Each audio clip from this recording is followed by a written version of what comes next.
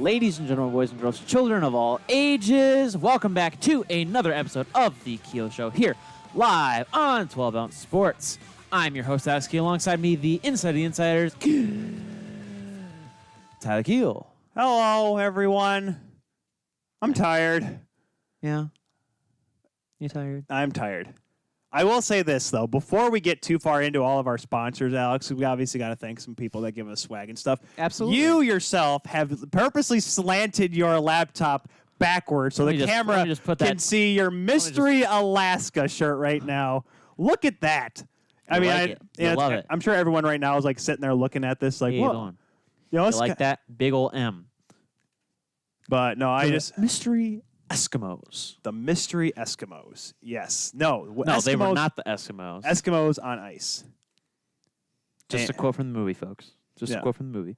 Yeah. No, I am wearing my Mystery Alaska John Beebe jersey shirt that I ordered from this Etsy shop. I think it was April I ordered it, and I got it last week. Really? Thanks, COVID. But before we get deeper into the show and talking about who's wearing what, we have to make sure to shout out 12 Ounce Sports. We are here live on 12 Ounce Sports, watching us on YouTube, Facebook, Twitter, Zingo TV, Channel 761. Sign up for free today using the code 12 Ounce. That's 12OZOZ for our Canadian listeners. Hey, you got it right, Alex. No, it's Z for everyone else, is Z for improper English users. Sure. Not going to let that one die, Alex. You know that. Sure, Tyler. Get involved with the show using hashtag TKS at The Keel Show on Twitter and Facebook. If you have any questions, hit us up in the chat or in the comments during today's episode or whenever you get to watch this or listen to this. We will try to do our best to answer your questions during the show or on the next, maybe, possibly, if you do so. Yes. Today's show on 12 Ounce Sports is brought to you by Second String Leather Company. Big sale today and, for the foreseeable future. For the last little while. $75 for waffle board wallets, $50 Apple Watch bands, $55 bathroom bags, and more. SecondStringLeather.com is where you can get those deals. Second String Leather Company, crafted from the crease. We should remember the YouTube, I guess, had a little bit of overlap, so we'll be live on YouTube here in just a minute. We'll have to explain to the YouTube people why we're late. We will have to do that. We are also brought to you by MyBookie.ag. Betting on all sports, win and get paid. Use the promo code 12 Ounce Sports and join for free today. Today. I'm trying to think. There's a song. I just sang it. But there's another song, though. There's another song I'm pretty sure that I'm trying to think of off the top of my head. Okay, Tyler. I don't know what you're talking about. I don't know either. But while we are on the topic of deals and merch and stuff like that, we have to make sure to promote our own merch. Look at that. Look at all this merch. Even though I say this and all of our podcast listeners are like, we can't see squat. You got to see it with your ears, guys. And that's why I get to say, make sure to check out teespring.com. That's TEE, the word spring.com/stores/The Keel Show. Hey, make sure you're on The Keel Show. It's the-Keel-Show. Yes. Teespring.com/stores/The Keel Show for all of your awesome TKS swag. Tacular swag. Swagtacular swag. Swagtacular swag. Okay, Tyler. It's a conundrum. Okay. Actually, that's probably the wrong word to use in that scenario. But on today's program, we will have none other than USHL's Commissioner Tom Garrity. He was going to chat with us for a little bit about their return to play. They start up this weekend. Well, actual games. The regular season starts up. Actual games are starting up, yep. Locally, we had the Muskegon Lumberjacks playing a couple of games against the developmental program over at USA Hockey for a couple of those. We will also be talking to none other than Chris King, the radio play-by-play voice of the New York Islanders. That'll be a fun one. I think that'll be... knock on wood, I think that'll be a fun one. He seems like a cool guy. He's been around there forever. That is true. Yeah, it has been a hot second. But we will also be talking about some other news as well, including jerseys, possibly some signings, and our first topic of the day. Oh, boy. Some would say controversial topic. Well, this has been a topic that this will be the third time we've talked about it on this show, Alex. I don't think you've been here for either of them because it was one of the weeks I was here by myself, and then last week we had Tate Harris from the O Show on. We talked about it then. Yes, and I was not there, obviously, for reasons with your wife. Well, it was more. It was a precaution. Precaution. We have to make sure to be, we both tested negative. We wanted to make sure that everyone was going to be safe and healthy and good. We didn't want to get any more people sick than we already did. Correct. So with that being said, apparently just coughs are. Guys, colds are still a thing. Colds are still a thing. Well, here's the thing. Colds are still a thing. The flu is still a thing. But the flu symptoms, there are some flu symptoms that share the same, or the flu shares some symptoms that are shared with COVID. And for people that don't get the flu shot, you're more susceptible to the flu. And if you don't have COVID and you have the flu, or you're recovering from the flu, you may get COVID, or you may be more susceptible because, well, if your body is down on the dumps, you might catch something. It's just how it is. So make sure, if you have not gotten your flu shot, make sure to get your flu shot, be vaccinated, all of that good stuff. Keep just keep taking care of yourself, all that good stuff. Vitamin C, always good. I take effervescence every day. It's always good. Not necessarily good for the liver, but Alex, knowing you and I, our livers have no chance. That is true. They have no chance. No, not a chance at all. What? Talking about butts. Oh, yes. We have no butt checks. No forechecks. Well, forechecks. Well, back you can forecheck, back check, but you can't check. No, in the OHL. Well, at least it is official. Hold on. At least at this moment. At this moment, it is official that there is no body checking allowed in the Ontario Hockey League of the CHL, the Canadian Hockey League. They are making the announcement now. With, there's a lot of people that have gone on social media. Former players.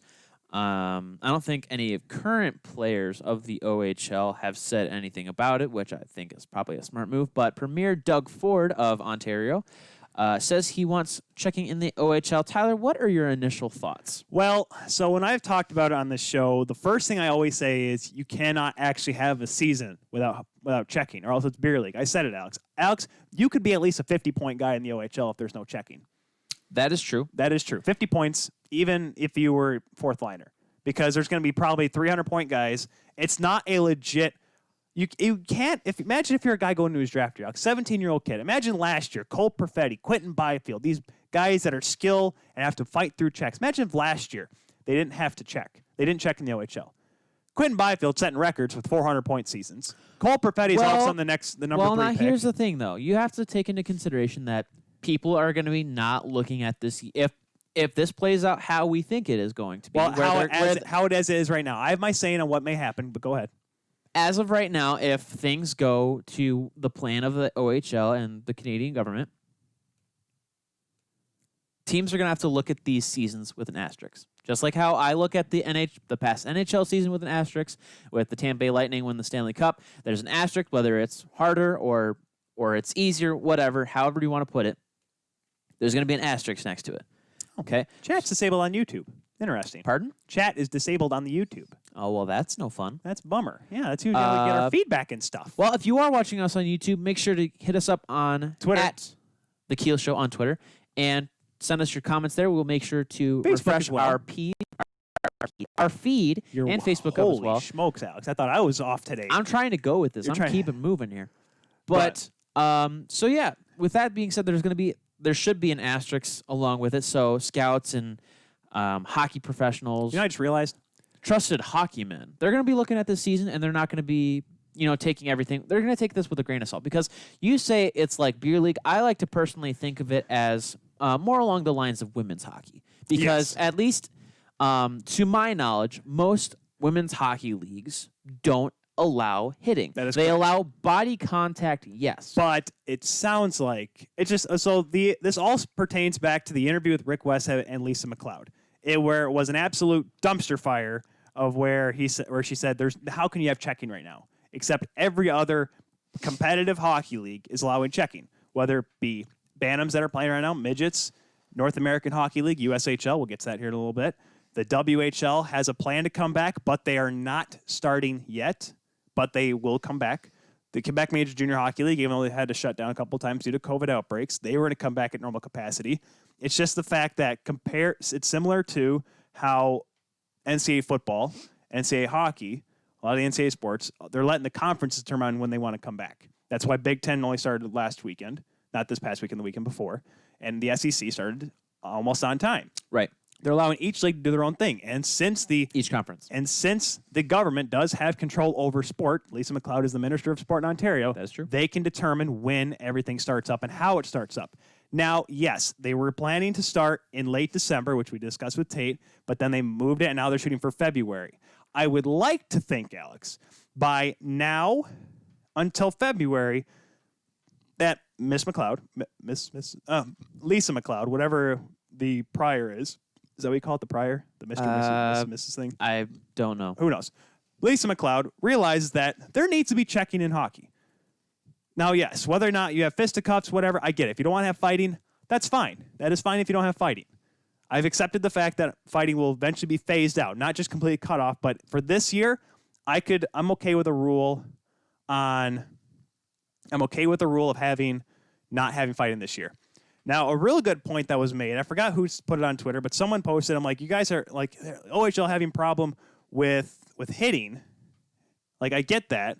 Like, how do you have a problem with hitting when there's an overhead of a face-off? I'm like, this is where everyone's going to start breathing on top of each other. Honorifics, by the way. Honorifics, yes, for the misses or miss. I don't know which one that is for her. But that's why I said was like, I don't get why face-offs where they're really right next to Alex, they're like, sticks down, boys. Well, right. That is a big thing. And we're basically having the same conversation that we did with the return to play with the NHL. Right. Is the CHL going to mandate full face protectors with mesh masks on them? Well, are we going to require the refs to wear masks during games? Protective masks. Well, not necessarily protective masks, but, like medical masks or medical grade masks at the very least during games. That's a solid question. I don't know. I don't know the best answer for you purely on the basis that I don't have all the answers. I'm not a medical professional.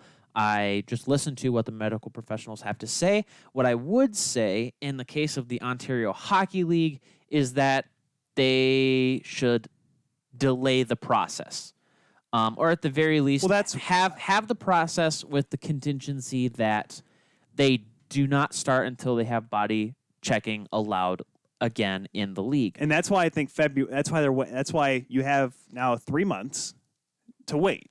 Now, yes, all the stats right now are proving that we are heading into an absolute and utter gong show, and just it's not looking good. Well, no, I mean you have to think about it. I mean, when we were first going through this global pandemic, it was the tail end of winter.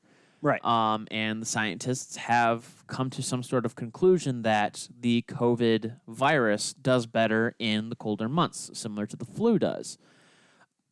And that's why I said, we were taking precautions last week because Kelly and I were coughing, but we didn't know. Right. And it's just a cold. And it's another case of a lot of people are staying inside more.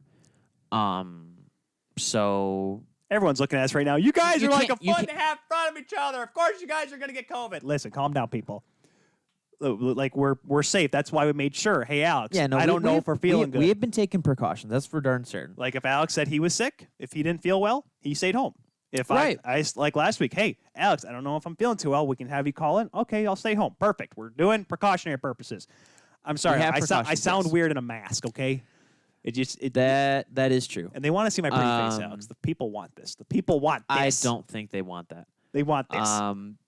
But yeah, so I don't think I have an initial thought to it other than the fact that I just don't think that they should play without body checking. No, that's one. I just don't think that it's a feasible option. I mean, it's horrible. I'm most welcome with them playing without fans. I just think that's because hasn't the Quebec major junior or junior major? They were starting their exhibition season and they kind of slowed that down. Right, because Rouen, Alphas ran Rimouski and the Maritime. Armada. As far as I know, I talked to Tate last week. The Maritimers were still playing because the Maritime is so secluded from everything. Well, right. That's what I'm saying. I think I saw a game, or I watched a clip of the game. It was Rimouski and Armada. I think it was, which is funny because Armada was one of the organizations that said they had to shut down for a hot second because they had a positive case on the team. But yeah, that's really all I got for it. Is just saying that I think that they should just wait. Well, this is why it's going to be great for you all to stay tuned for our interview here in about a little less than 15 minutes now. Bottom of the hour, we're talking with Tom Garrity, Commissioner of the United States Hockey League. Bottom of the hour. That's the phrase. Bottom of the hour. Top of the hour is your 6 o'clock. Bottom of the hour is like your 6:30. That's weird. I don't like that. Don't say that. That's what bottom of the hour to me sounds like every 6:59. Single broadcast lingo ever. Bottom of the hour, the 30. Top of the hour. I can go with that's the why 30. That's why I say quarter to, quarter after. Hey, half after.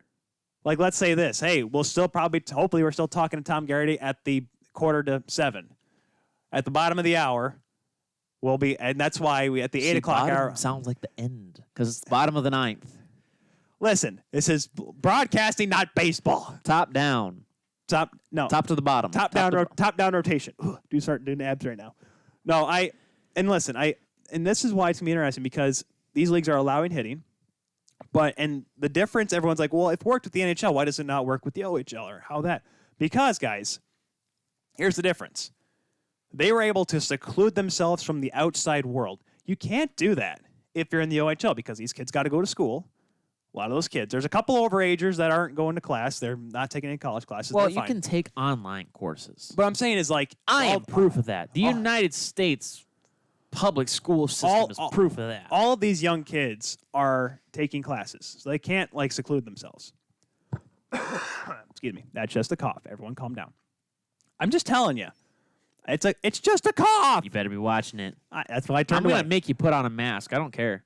Yeah, because then you're going to hear muffled nonsense, which is already what people already hear anyways. Basically. So you can't do that with the OHL. You can't do that with the USHL either because all these kids, especially USHL, where these kids go from junior hockey to college.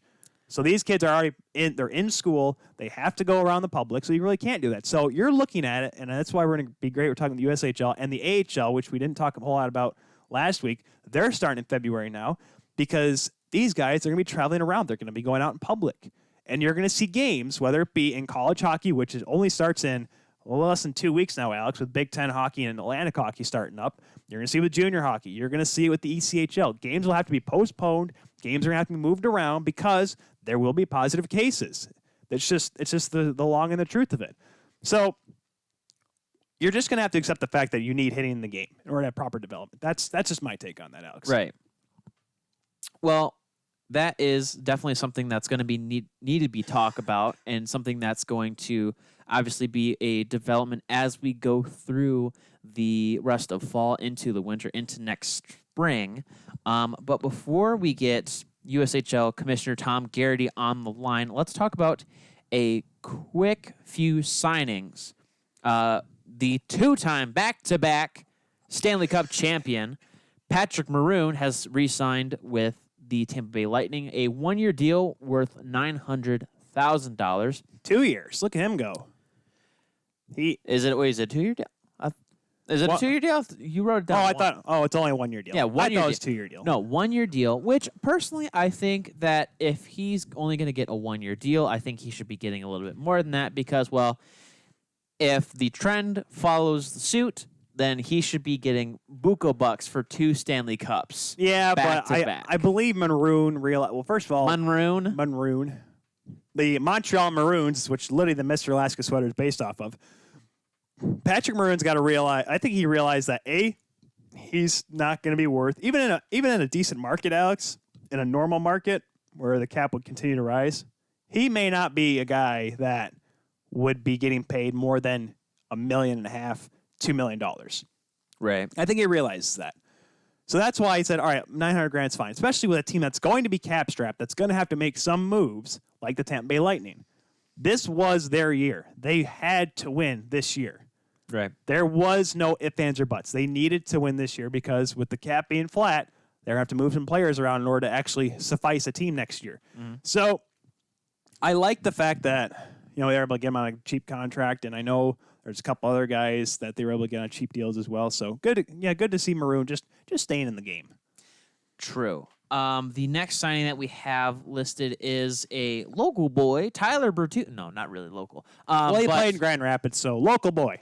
Played in Grand Rapids is playing for Detroit and still will be playing for at least another year. $3.5 million for a one-year deal. Tyler Bertuzzi. I think this is a good move, personally, because Detroit's going through this transition period. They have a lot of draft picks within the next few years, and I think the entire identity of the team is going to be changing very soon, and I don't know whether or not Tyler Bertuzzi is going to be part of that. He's had a lot of problems, whether it be punching guys from the bench, spearing guys, trying to tomahawk guys with the leg. I think the Red Wings organization just looks at him as possibly another abdicator. He hasn't been necessarily the biggest. That's what abdicator was making. Well, that is true. Well, he's making like 4 and change, but he's heading in that direction in terms of his contract. I think the reason why it's so high is because it is a one-year deal. So you have to kind of be like, all right, let's work something out. So we'll pay you a little bit more for 1 year and then go from there. But I think that is the general notion, is that they don't want Tyler Bertuzzi to become the next abdicator for the team where he gets a long deal for a lot of money. And he's not the biggest point getter. Right. He's not the biggest voice in the room. He's not really someone that he's your go-to. You're not really going to go to him and put him in game-winning situations at all. No. So I don't think that he's going to be making a lot of money. But yeah, like I said, I just don't think that he's going to be the big thing or be a big part of the culture moving forward. They want him around because he has that little fire in him, and he's a decently skilled player. It's obviously and that's why that's the trend Alex has seen with all these free agent signings. Not many long-term deals because players are hoping, hey, in a few years that money will go up, so my money will go up. So no one's going to sign. There's only a few guys that are signing big-term contracts, and that's why Pietrangelo signed for 7 or 8 years, because he's like, hey, I may never get this chance other again, because in 4 years, say he signed a 3 or 4 year contract, Alex, he may not be the same Alex Pietrangelo that he is right now. His stock may not be as high. That's why Erik Karlsson was able to go Doug Wilson and giving him $11 million, even though he's maybe worth half that nowadays. Right. That's all I got on that one. That's all you got on that one? Yep. The next one that we have is Hayden Fleury. Signing with good old Carolina. Re-signing. 2 years, $1.3 million. It's worth it. It's just worth it. Carolina needs to keep their core players and even their depth ones as of right now. I think they're still in this slot where they're very competitive. They have shown that they can get deep into the playoffs. They can consistently stay in the playoffs. I like, even though they got knocked out in the first round this year, I still think the future, they still have an opportunity. For them, it's the consistency in scoring, the ability to play tough minutes in the playoffs, and I mean they'll learn. And that's the thing with Tampa, they learned. It took them a long time, but they learned. Right. Carolina will learn. They play right in that division. They play in a tough Metro division. They will have to learn how to beat teams in the Atlantic, and eventually they may, if they continue on the right path and they spend their money wisely. And I like their goaltending tandem, Mrazek and Reimer. Always love Reimer. I don't. But they need to solidify that somehow. They do. Mrazek needs to be unless Mrazek has a Vezina caliber year, I don't think they're going to win. Yeah. Well, I think that if they keep going with the tandem thing, I think they may have to switch out Reimer for somebody, just because I just don't think that he works well with the rest of the team personally. I think he works well. He's just getting old. He's getting older. Well, not necessarily that. It's the team plays better when they have a goalie behind them that is calm and collected. And James Reimer does not play like that. We all know that. Well, it's just his play style. It's not anything. Reimer can't. It's the same thing like in baseball, where people would rather have someone who throws overhand than a submarine. It's just how it works. It's a personal. Reimer doesn't throw submarine. He throws straight forward. He's a straight shooter. He tells you, "I'm just happy to be here, everybody." Yeah, Reimer throws underhand. Reimer's happy to be there. The next one that we got is Victor Olofsson. He signed as an extension with Buffalo, 2 years by $3.05 million.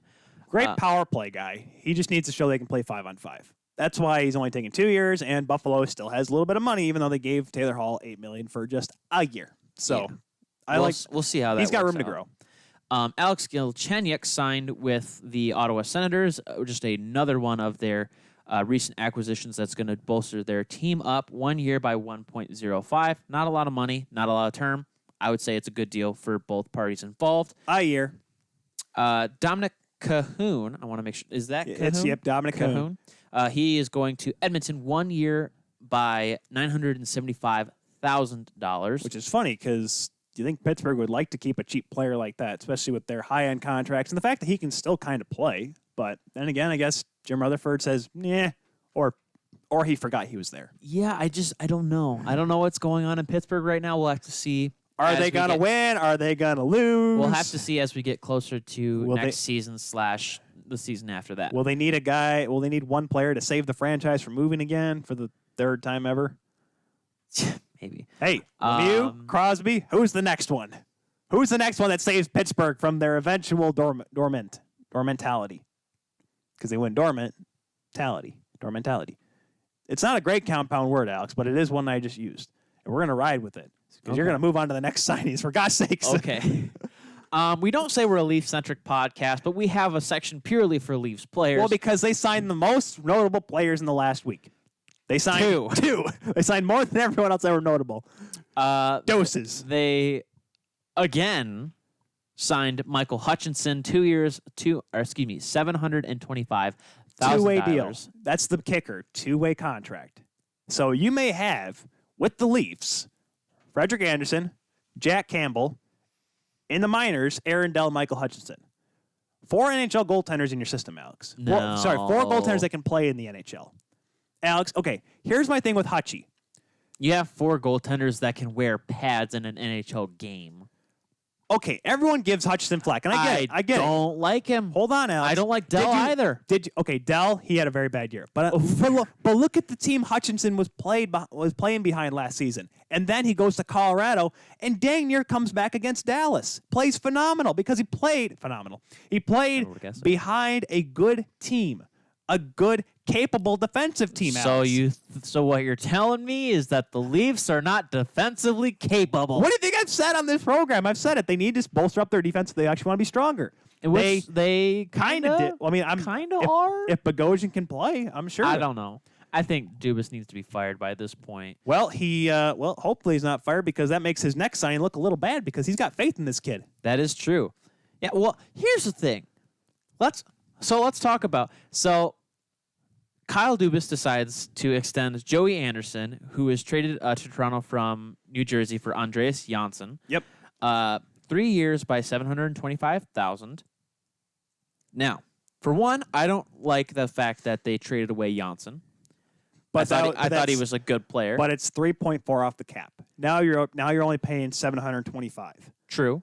Second thing is that in track record, Kyle Dubas has not done well with quote unquote his guys when it comes to the Leafs organization. I'm talking about the Maple Leafs, not the Marlies.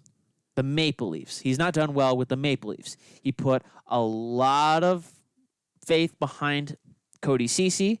He was a complete dud.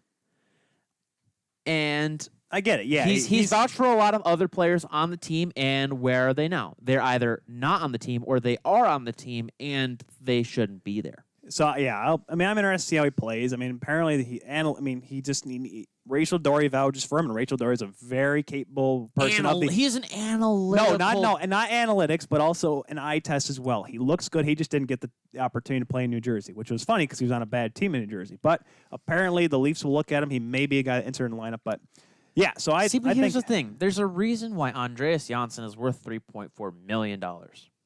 I know because he was. There's a reason why. And there's a reason why he would probably be worth $3.5 million if he played for the Leafs. Yeah. One, because they like even numbers. Who knows? That end in 5 or 0. Or even numbers that end in 5 or 0. No, they like units of 5. That's just how it works. But yeah. So we should go to break here? I think we should go to break. I was waiting for you to go to break because we got the man waiting for us. The man. The myth. The legend. Maybe the legend. I don't think he's a myth. I don't think he's a myth. Hopefully he's real. He might be a legend someday. We'll be back with a wonderful USHL hockey guest after this.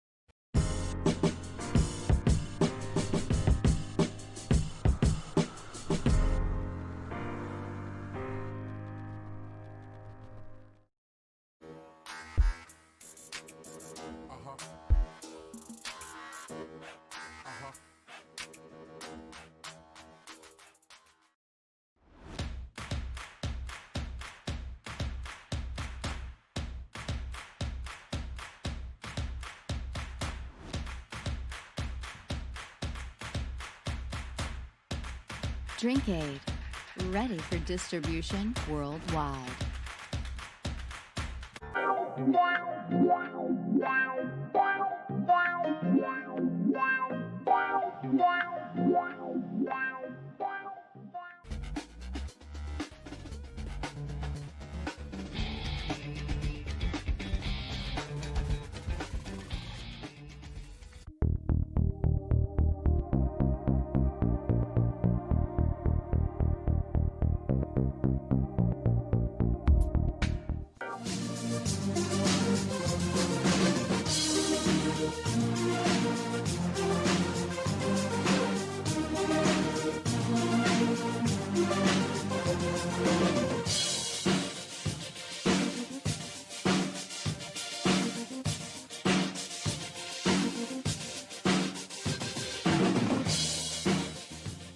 Ladies and gentlemen, boys and girls, children of all ages, welcome back to the Keel Show here on 12 Ounce Sports, brought to you by Second String Leather Company.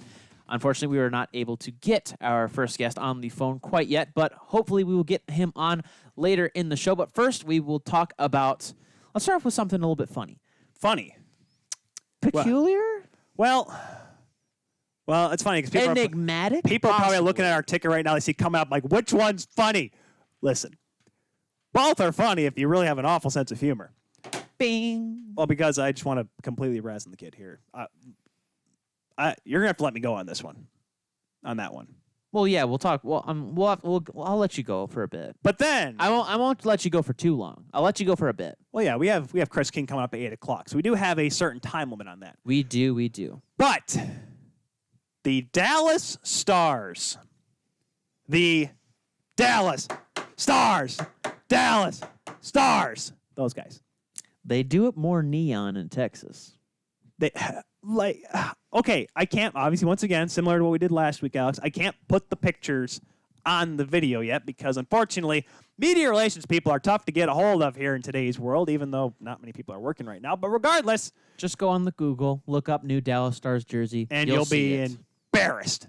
Just to describe it. Okay, hold on. Just to describe it. Describe it first so we can compare it to the bull one that Marty Turco got schooled with Mark. Oh, my goodness. We'll do that comparison in a second. But explain it to the poor people in good, give them a visual, Alex. Give them a visual on what kind of absolute slime garbage this is.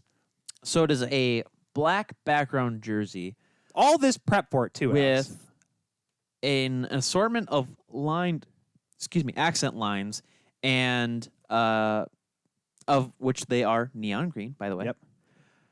And they also have, as the main logo on the jersey, they have the outline of Texas with the Dallas Stars logo, so the capital D with the stars, like, I guess, legs coming off it, if you want to call it that, as their main logo.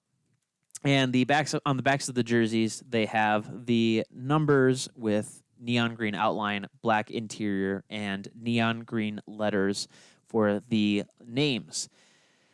This is an ugly jersey. This is an awful jersey, Alex. This is an ugly jersey. I don't like it. I don't think they heard me correctly. Well, okay, when I said they need to go back to the black. How much are these sweaters going for, Alex? $170. That's a special deal. Wait, hold on. So you're telling me that what's the difference between this Jamie Benn jersey and Alex Radulov? Well, this is probably straight from NHL Shop, and another one was probably from a third party. Well, no, go back. I thought you said both said NHL Shop. Go back. I didn't say that they. So look, that one's Shop NHL, men's Adidas, $225 for Jamie Benn. And then Alex, okay, so that's a Fanatics branded one. That's why. I'm about to say, you're telling me Jamie Benn is worth more? There's authentic player jerseys, and there are the, like, what are they called? Just like the replicas. Yeah, the replica jerseys. Well, the Fanatics brand is a slightly lesser brand, which is, I get it, and it's what we buy because we are BROKE, Alex. What do you mean Fanatics is a lesser brand? Well, the brand, like, it's lesser material. Fanatics is it's like one of the big things for the NHL Shop. No, the brand's big. The Fanatics brand for, like, the shopping's fine, but, like, the Fanatics brand is like your Walmart brand. Your great value brand. Not really. I mean, okay, it's not what they wear on the ice. If that's what I mean. Well, no, it's not they wear authentic. Adidas. Exactly. That's what I'm saying. That's what I mean, Alex. It's like you can either get Mountain Dew or Mellow Yellow. You'd rather get Mountain Dew, but if Mellow Yellow is cheaper, you get the Mellow Yellow. No. If we're going by your okay, fine, you're right. Your thing, we can either get we can get Coca-Cola or we can get Meyer Encore Cola or RC Cola. Is that better? They just have Meyer Cola. It's called Encore. I have a 2-liter. It's for Cooper whenever he comes over because he drinks pop. Okay. He drinks. For some reason, like, hey, he drinks soda pop. He drinks soda. So the way he says soda pop makes me want to smack him. What, soda pop? It's it's like soda pop. Soda pop. Soda pop. Soda pop. He's got that. He's got that Iowan thing where I just want to just leave him alone. I can't leave him alone.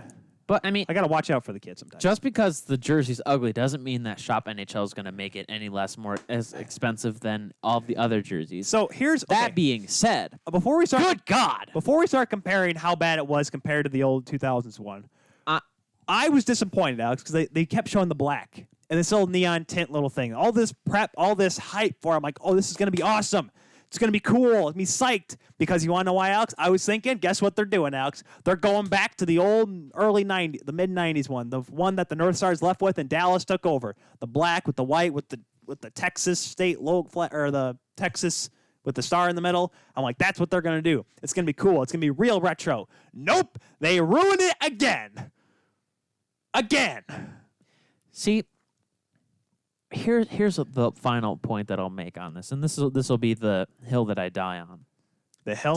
Did we expect anything better from Dallas? You know, I'm just saying. Great goal song. I'm just saying. Hold on. Fun goaltender. Let me go here. Ruined. They had the Constellation jersey, so the Bull jersey that you're talking about. That was just. They had the Constellation jersey. That's what they're calling it. That's what it is called, the Constellation. The one that poor Mari Turco got his jock strap ripped off and thrown across the state of Texas by Pavel Datsyuk. They were the team that originated and made it their regular jersey to have the word Dallas Stars. Oh, sorry. With the numbers on the front, like the small numbers, as their main jersey. So basically a basketball jersey on a hockey ice. Excuse me. Oh, no. Oh, my gosh. I caught these things. Guys, it's all over. Just put a big COVID sign right across the screen. I mean, you have the tech to do it. Do it. So they had that. Can I do that quickly? No, and then they went to this weird green that I personally don't like. Their current jerseys. The ones that look like Michigan State, yeah. Well, actually, no, Michigan State's darker than that. Michigan State's is far darker. This is like 90s Michigan State. Remember like Jason Wynn, the striped ones, the Ryan Miller jerseys? That Michigan State color. Disgusting. Yes. No, this is snot green. And they decided to basically take that color, throw it on some steroids. Throw it on some huge saturation. Take that huge saturation level and just crank that sucker white. Cracked open some glow sticks and then put it into the ink that they use for the jerseys. Alex, it's I guess for the thread, yeah. Okay. Or ink dye. Ink dye, yes. And they made a jersey as it. And guess what? It turned into crap. So I don't like it. It's just listen, and like I said before, I think we talked about this. This is not a ploy for, hey, let's just have a different jersey. This is straight up, hey, we need to make money. People used to buy those blacked out Red Wings jerseys, the blacked out cap, like what were they called? The RBK Edge jerseys. Yeah. The ice jerseys, whatever. The jerseys that they should have wore. That's what this looks like, except neon. With neon tint. That's literally what it is. So that was just a ploy to make money. Here's the difference. They're gonna make these guys wear them on the ice. Yes. You're gonna have, Alex, there will be a game this year. I want it to happen just to show how stupid it is. When if they do any interconference games, I want Dallas to play Tampa. Tampa to wear those stupid blackout jerseys, and Dallas to wear their stupid blackout jerseys, and you're going to tell the team which one it is because one will have neon green, one will have gray. I want that to happen just to show how stupid this is. I'm just saying, folks, not everybody can be the Carolina Hurricanes. Why, Alex? Why? Why can't they all be the Carolina Hurricanes? Because they're not as fun as the Carolina Hurricanes. Because they all just, we got a sweater. Woo! We got a GM or an owner that doesn't like this one color sweater, so we're only going to wear one sweater. Woo! We got black sweaters sometimes. Woo! They have 4 sweaters. They have the white with canes, their usual reds, they have black. They have their usual reds, the white with canes, the black, and then the white with the Carolina Hurricanes logo on. No, they don't have that anymore. Yes, they do. They don't wear that anymore. It's 4. They don't wear that one It's anymore. An alternate. It's gone now. It's an alternate. Alex, and it's so far alternate. You have to click, when you're playing NHL, you have to click like 5 times to get to. You have to get past like the Hockey Fights Cancer sweater, the military sweater, and the created weird-looking sweater that they Well, because you go backwards way. I go backwards. Also, I go backwards way? You go the back way. I go backwards way? You go backwards. You do the back way. Yeah. I go back asswards? Yeah, back way. Oh, boy. I clicked on Twitter, and it was a bad decision to make. Yeah, you can't. Don't click on Twitter. I'm just seeing if there's something comes up, Alex. I'm a sucker for breaking news. You know are this. the day before the United States presidential election. Oh, you don't think I know that, Alex? I'm only a news anchor in my other job. I only get to talk about this stuff all day. It's fine. I'm pulling a 12-hour shift tomorrow night. It's great. It's fine. Trust me, we're ready for Grand Rapids to get torn apart all again. Grand Rapids isn't, though. Businesses haven't boarded. Actually, some of the businesses have boarded up yet. There's it's. I think I saw Denver's got a pretty good setup going. All right, I've seen that there are 3 major cities that like widespread almost the entire city is boarded up, and that's Washington D.C. for obvious reasons. Really? New York City and Philly. Denver was another one. So 4. So 4 now. Denver, there's been we can count. It's funny because when we went there in August, there were still some places that were boarded up, and apparently those places have still been boarded up. I guess it's not a bad thing to look at. Hey, wait till this thing's over before you actually put windows back in. Over? When? When will this be over, Tyler? Alex, by the time the OHL starts with checking, that's when it'll be over. That's when it'll be over. Okay, I can get down with that. But Alex, there's no sickness here. You can't get down with the sickness because get up. Get down with the sickness. Your mother. Okay, no, can't do that. No, can't do that. FCC rules. But what we can do, what can we do, Alex? Is we can talk about something. Well, you know, we're on racy topics. Are we? Oh, so we are. Oh, Alex, we forgot to mention Rick Bowness. What about him? Rick Bowness is staying with the Dallas Stars. Oh, yeah. That's the news from this past week. It was a little bit earlier. My apologies. The other news that happened in Dallas. Hey, the good news that happened in Dallas, not these sweaters. So Rick Bowness, quickly, before we get to the other part of our subject here, or next topic, excuse me. Rick Bowness is staying with the Dallas Stars. They ripped the interim tag off. He is the official head coach. And I don't see why not, Alex. He was able, the team, he went 20-13-5 since taking over in December when Jim Montgomery stepped aside. It was a mutual parting with Jim Montgomery. We learned later it was obviously for good reasons. I like it because he was able to get the team to play for him. They were not bad before he took over. It was just, he was able to keep them focused because even when a team's good and there's a coaching change of any kind, sometimes that can really put a fret in a team, Alex. It can really kind of make them all sorts of maybe a little bit rattled, get them out of sorts. They fall apart. But he was able to keep them on course. They finished 3rd in the Central Division. They make it to the Stanley Cup Finals, my goodness sake. And then again, you had a really hot goaltender, and you had Yoel Kiviranta, and, they had a couple other guys. You had Dennis Gurianov. But regardless, he was able to get them to play at their best when they needed it most. And that's why I think that's what you need in a coach. You need a coach that can do that, especially in the playoffs, especially with everything going on. He was able to keep that team focused. And he even came out and said how tough it was for those guys to be stuck in a bubble and play hockey. He was able to make sure, hey, guys, let's get through this. We can do this. And dang near, Alex, they were 2 wins away from doing it. So why not give him another shot? I think he signed a 3-year extension. Let me look here real quick. You don't have anything listed, so we'll have to check the hockey. Because here's the hockey, and that's the one thing hockey peoples. And that's the one thing about Rick Bowness, Alex. Rick Bowness did not. It wasn't like he was, a guy that just got thrown into the team. He was already assistant coach. Right.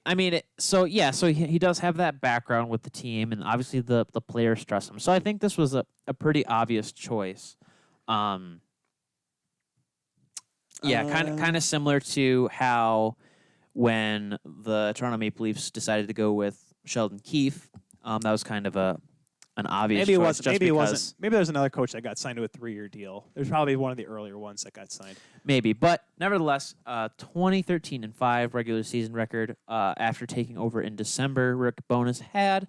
They had 12 wins in the playoff. 12? And that they had 14. 14. 14 in the regular playoffs. And I think they only won once because they beat St. Louis. In the round robin? Yes. No, yeah, in the qualifying or the round robin they beat St. Louis because St. Louis, remember, finished 4th, and that's why they got Vancouver. So, Okay. Right? Yes. I think so. I don't remember anymore. It was so long ago. Now it seems like it was so long ago the playoffs were. I try to figure it out. I'm like, what? It's been a hot second. It has been a real hot second. So, but Dallas, good for them. They did it. They got their thing. They did it right, and they have a coach that I think they can run with. So, I really like to see what they can do. Just make sure you limit if they only play 50 games, Alex, let's make sure they play 49 of them with their regular sweaters and just 1 with their bad sweaters. I know they're allowing fans down there in Texas, but not even they want to see that, Alex. Come on now. Probably not. Well, I mean, I will have to talk to some Dallas people and see what they have to say about it. You're right, Alex. We're going to drive down to Dallas. We'll mask up. We'll go on the streets with our little camcorder we got here. We'll go with our mics and start asking people, hello, we are nobody, but we are like hockey people. Are you a Dallas? I'm not driving down to Texas. I'll fly. We're not okay, we won't drive. Fine. We won't drive. We'll fly. We'll fly. We'll fly. We're flying. We're definitely flying Southwest. We're definitely flying Southwest, though. I'm sorry.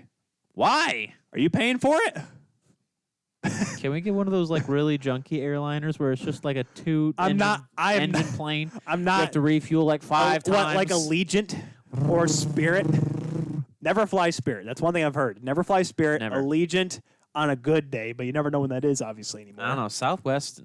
Okay, at least it's not as bad as United. United has a very, very bad rap. United has a bad rap with their people. Flying-wise, they're fine. American Airlines is okay. No, I mean like customer service-wise. Oh, that's what I'm saying, yeah. I've been American Airlines. I've flown twice. That's where we went to. We went to Denver this past year. That's where we did our honeymoon. I liked them. Now, if you got to get the good ones, so you got to get the planes that actually have the screens that are jammed into the seat in front of you, like the newer ones. Because if not, then it's just a miserable trip. It's just a normal trip. Lufthansa had that. What? Lufthansa had that when I went to Europe. Oh yeah. The entire flight over the Atlantic. I was just watching the movies. It had Imitation Game, Moneyball. Oh. Dude, I was set. When we flew down to Jamaica, we had those. And let me tell you, I could have watched movies. There's like Dr. Sleep or whatever. What did I do, Alex? You watched hockey, didn't you? No, I didn't watch hockey. I could have done that. Because the screen's about this size, right? On my laptop that you see right here. I was playing about 15 inches. I was playing Angry Birds. You're dumb. For 3 hours. My God, you're so dumb. I almost beat the entire game in one sitting. Okay. I was slightly proud of myself. Okay, let's talk about some other Angry Birds here. Wow. Well, Angry people. How about that? Yeah, Fighting Hawks. Yeah. Yeah. Hey. There you go. Angry Birds. So if you have heard, you already know what we're about to talk about. Well, we didn't talk about it. The news broke before last week's show, but we had such a packed show, and I was going to mention it at the end of the show after I talked to Tate Harris. But we needed to take some extra time with this one, and we also needed to let some extra news come out. But I was going to talk about it, but then Joey Moss passed away in the middle of the show, so that kind of took precedent for me. Right. And so that's why we left that off. So I'm glad you're here for it, so you and I can both talk about it, not just me. Yes. Yes. So let's talk about it. The Mitch Miller story, finding out with one of our potential guests, whether or not we can get him on the show, player that used to play in the USHL for Tri-City, the Storm. For the sake of it, I won't ask him about it because it's for him. Oh, well, we're not going to talk to him about it. Absolutely not. No, I don't think that's really. I don't think he's in a position to have an opinion on it. Correct. Because I think it's past. I'll give my take on it here in a second, but I don't think Tom has a thing on that. So anyways, go ahead. So how the story goes is that Mitch Miller, Mitchell H. Miller. This I'm was an H on that one again. This was in 2016. He testified in court that, or he admitted in court that he had intimidated a disabled black classmate by the name of Isaiah Meyer Crothers, calling him the N-word, saying that he was chocolate, et cetera, et cetera. And lots of things that if I would love for him to say in public to people, but I guess that well, if he did, I'm sure he would definitely not be feeling very good in the physical manner, or at the very least be in at the point of verbal abuse, because that is what he did to his disabled that's just black a part. classmate. There's a couple things that he also did that I'm not going to mention on this show, just for the sake of I don't want to get. We're not going to do it. I'm not going to get. I don't want to go to the bad place. No, we don't want you. We almost went there with Carolina Boston. I don't want. In the words of NBC, let's stick with the good place. The good place, which is secretly the bad place. That's why we gotta start saying fork and shiitake mushrooms. Mother forker. Yes, but anyways, continue, Alex. So since this has come out and it's became more public, the Arizona Coyotes have renounced their pick because they drafted him in the 4th round. They drafted him in the 4th round, which, by the way, if you guys remember, because they lost their 3 picks because of their recruiting violations, because they were letting players come work out with them. Right. That was their top pick. Yes. Their first pick, their big guy in this draft class was Mitch Miller.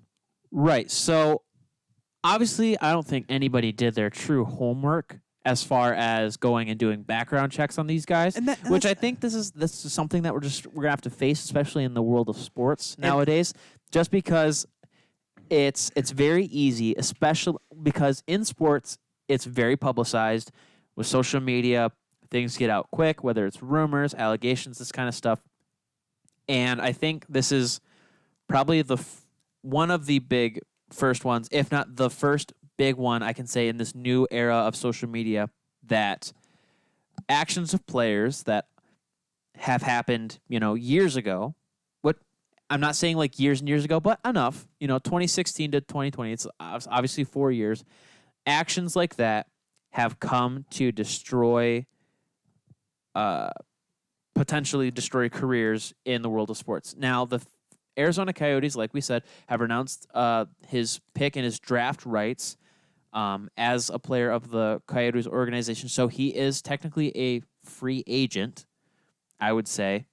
He was kicked off the North Dakota hockey team's roster. He is not allowed to play there. However, North Dakota did say that he is still allowed to go there as a student because it's by law, but it's a rule that if you are given a scholarship, you at least get the 1 year since they're now in the school year. He gets to go to school for 1 year with his scholarship. Now next year they can take it away. Obviously, they can take the scholarship away, but so here's my problem. It's a matter. I don't think it's a matter of whether or not he's not allowed to go to school there. Before we get to the next part of the story here, Alex. Right. I will let you go.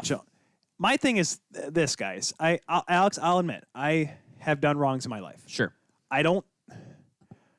Never to someone to this extent, and I'm not saying what I did was better. I'm saying there are things, Alex, in my life that I look back on. I said that was completely stupid. I have nowhere even close to this though. I get that, but I have a horribly guilty conscience. I feel bad that Dad and I walked out of SmackDown one time because I wanted to go home. I still feel bad about that, and that was 16 years ago. You're so dumb. I am as soft as a gosh darn Tootsie Roll Pop. Let me tell you, okay? Soft as a Tootsie Roll Fruit Cup. I was trying to do Letterkenny there. I messed up, okay? Softer than a Tootsie Roll Fruit Cup. Just go with it. Let's just say a pillow. For the sake of not offending anybody else. Let's just say a pillow. But Tootsie Roll... No, it's a thing. No, let's say pillow. Say pillow? Let's say pillow. Okay. Soft as this mesh thing that I've been playing with for the last hour. That's foam, buddy. Foam. Yeah, soft as this foam. I feel bad for things I did. There's a friend in my group, my high school friend group, that I'm not saying I picked on, but I neglected for a long time. But nowadays I look back, I'm like, that was immature of me, that was stupid of me, and I learned from it. Now, yes, there are people out there that are saying, well, this kid should get a second chance. This kid deserves a second chance. Everyone deserves a second chance in life. This kid has gone on for the last 4 years after testifying in court without an actual apology. I have apologized to the people that I have been able to contact and reach out and say, hey, man, or hey, girl, I apologize. I am sorry for what I did. And we've been able to work it out because I came out and apologized. This kid has never had the gall or the ability, he has the gall, Alex, to not apologize, to not feel bad for what he's done. And that's the big problem in all this. First, everyone's like, Arizona's like, okay, we're going to work with them. We want to make sure everyone can get involved. We want to make sure this kid can progress. There's no the end of the leagues, and the team, after all the backlash, they seem like this kid's not actually going to apologize. This kid's not going to make the steps to go forward to become a better person. And so I'm like, we got to renounce the pick. We have to do what's necessary. In North Dakota, the president, it's not just the hockey team, the school got involved, Alex, because this kid hasn't decided to come out and say, hey, you know what I did was wrong and I apologize. I didn't reach out to the kid. Like, the only reason why we found out about this story was because Isaiah and his family reached out and said, hey, I know this kid because this is what happened to me when I was a kid. And this kid's allowed to pursue his dream when that poor kid has been scarred for probably the rest of his life. Right. And I mean, especially just a quick side note here. This is North Dakota, a team that recently renamed themselves, and a college that has renamed themselves. The nickname because of the Fighting Sioux. They used to be the Fighting Sioux. Now they are the Fighting Hawks. So obviously they are pushing to be a progressive college athletic program. However, so they want to do everything right. They want to be on the right side of history. They want to be, accepting of all individuals, but not accepting of individuals like this. Now, we could just go on and talk about the /hockey Reddit thread of this, and we could just go into, this is a learned trait, and these are, blah, blah, blah. We're not going to get into that. No, because I'm not going to tell you how to raise your kids, but I can judge them based on their actions. This is not acceptable by any means necessary. I think in most cases, people can agree on this, that it's right for people to try to help others that have done wrongs in the past and help them towards going into a brighter future. But I don't think that in this case that they should be able to. We have a guest. We have a guest. We'll get into. We'll get more into Mitch Miller here in just a second. And ladies and gentlemen, I am pleased to welcome our guest now at this time. He is the president and commissioner of the United States Hockey League. He has been president for multiple franchises in the AHL. He's also helped revive the Sioux Falls Stampede out there in the USHL. Ladies and gentlemen, welcome to the show, Tom Garrity. Tom, how are you doing today, sir? Good. What's going on, guys? Hey, let's say we're excited to have you on here because we were just talking about a former player in the league. We were talking about Mitch Miller, but we won't worry about getting to that. How are you doing today? How is life out there in Sioux Falls? I don't live in Sioux Falls. I live actually in the Twin Cities. Oh, you moved back to the Twin Cities. Okay. Yeah. So, So I live in the Twin Cities and run the league. The league office is based out of Chicago, but because of COVID, everyone's kind of working remotely. And I've always been based out of the Twin Cities since I took over as the commissioner. Oh, okay. That's my fault, man. I thought I had that one on there. Are you still involved with the Sioux Falls baseball team there? Are you still involved with that? Yeah. Okay. Yep. I'm still one of the owners of the baseball team there. Yep. Sure am. Yep. So, Tom, first, before we get into the USHL in the current state, you've done a lot. I looked up, what your history, your past experience.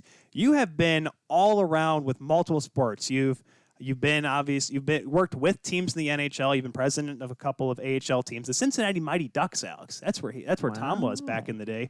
You've been part of the National Lacrosse League, part of teams at the NBA.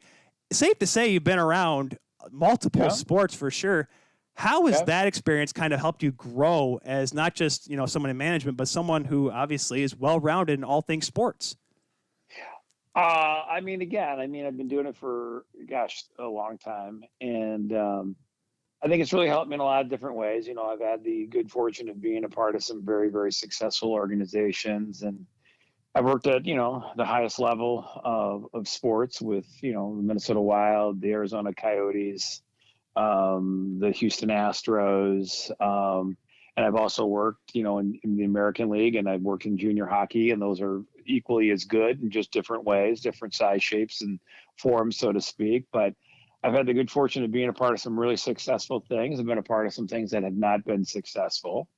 And those are, you take the good with the bad, and you learn as much from those situations as you do from being a part of good things. So I think, I've had a unique opportunity to kind of see sport from a lot of different lenses and a lot of different staff sizes and a lot of different, levels of fan attendance and a lot of different levels of sponsorship interest and a lot of different levels of media interest.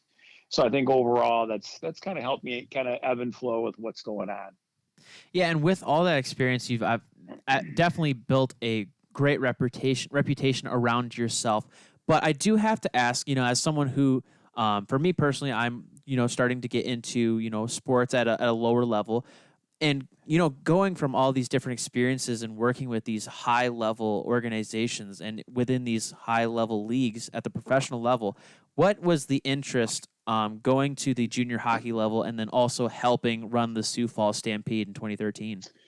Well, I was working for the Astros in 2009, 2012. And in 2000 and trying to think 2008 or 9, I started my own company. I had worked for the Wild and had a couple different positions there. Was the president of the American Hockey League team, was the president of their indoor lacrosse team, and then I was the VP of sponsorship and suites for the Wild. And I decided to start my own company, and our largest client was the NBA.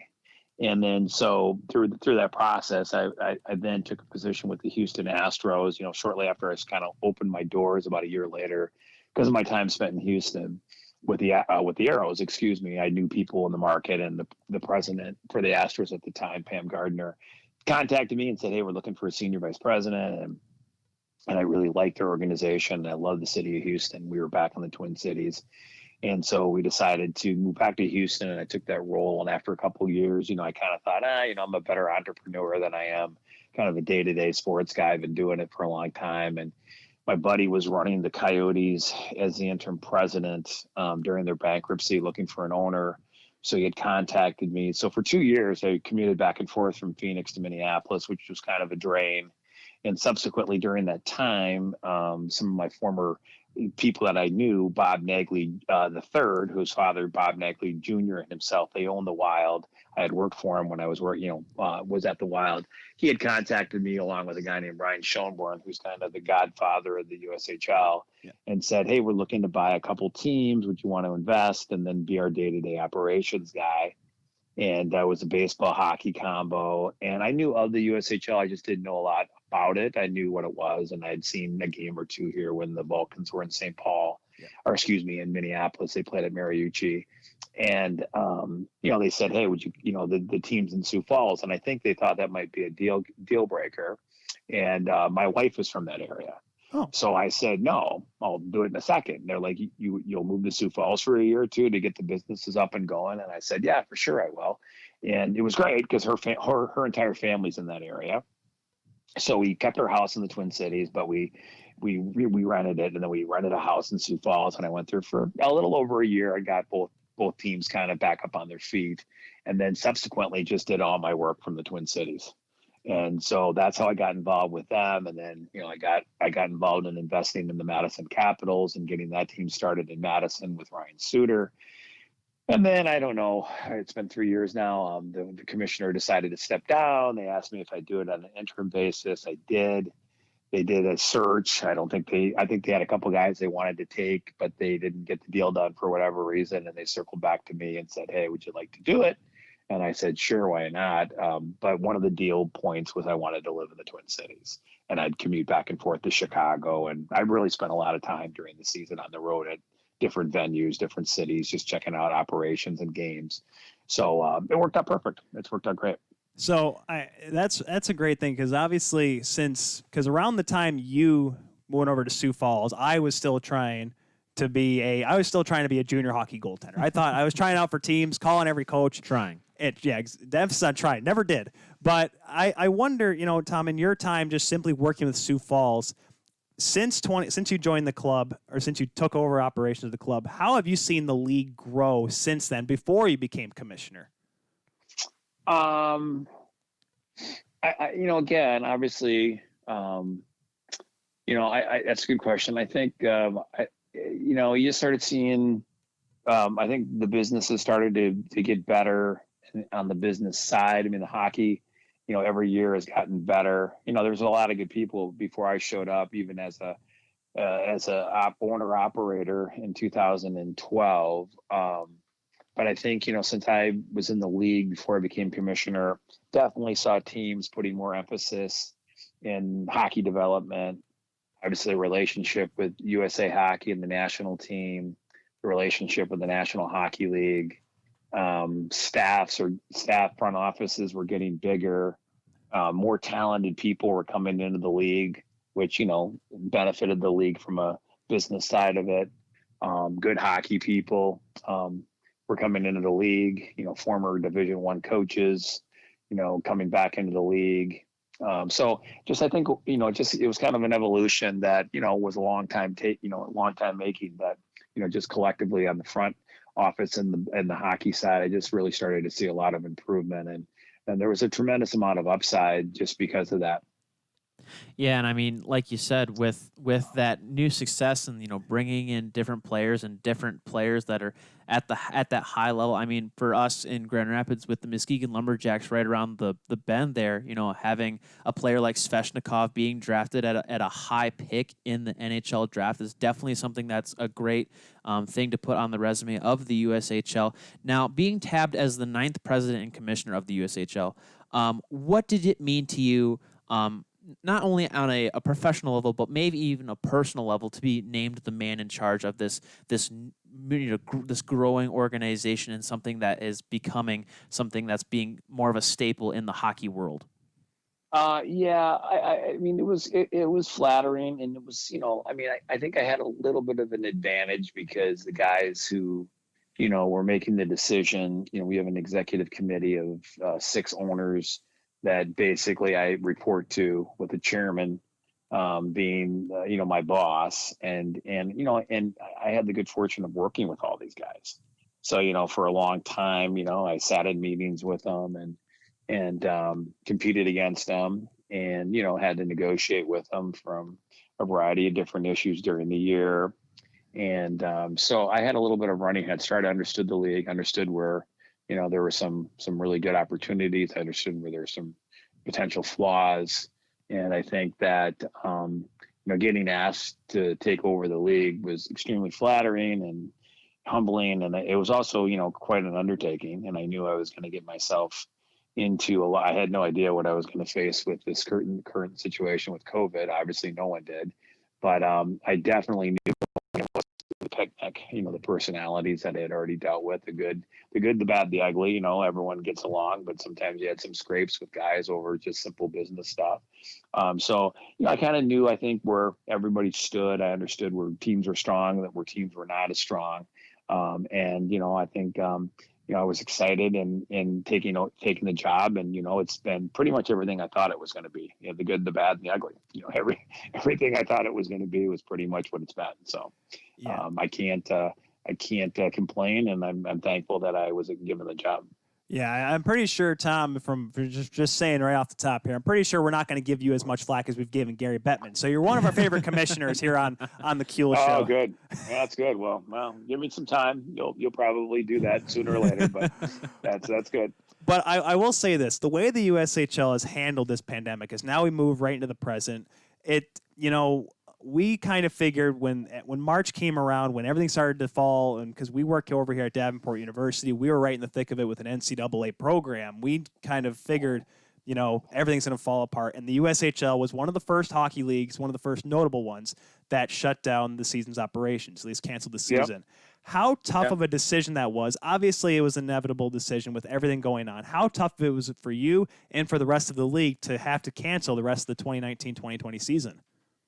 Well, it was pretty interesting because at the time, I'm trying to think, it was in March, and I had gone down to an NHL summit, and all the commissioners in the North American leagues, the CHL and our league and American Hockey League and the East Coast League and everybody, College Hockey Inc. and all the basically people involved with hockey from junior, collegiate, and professional position were invited to this summit for a couple of days down in Florida.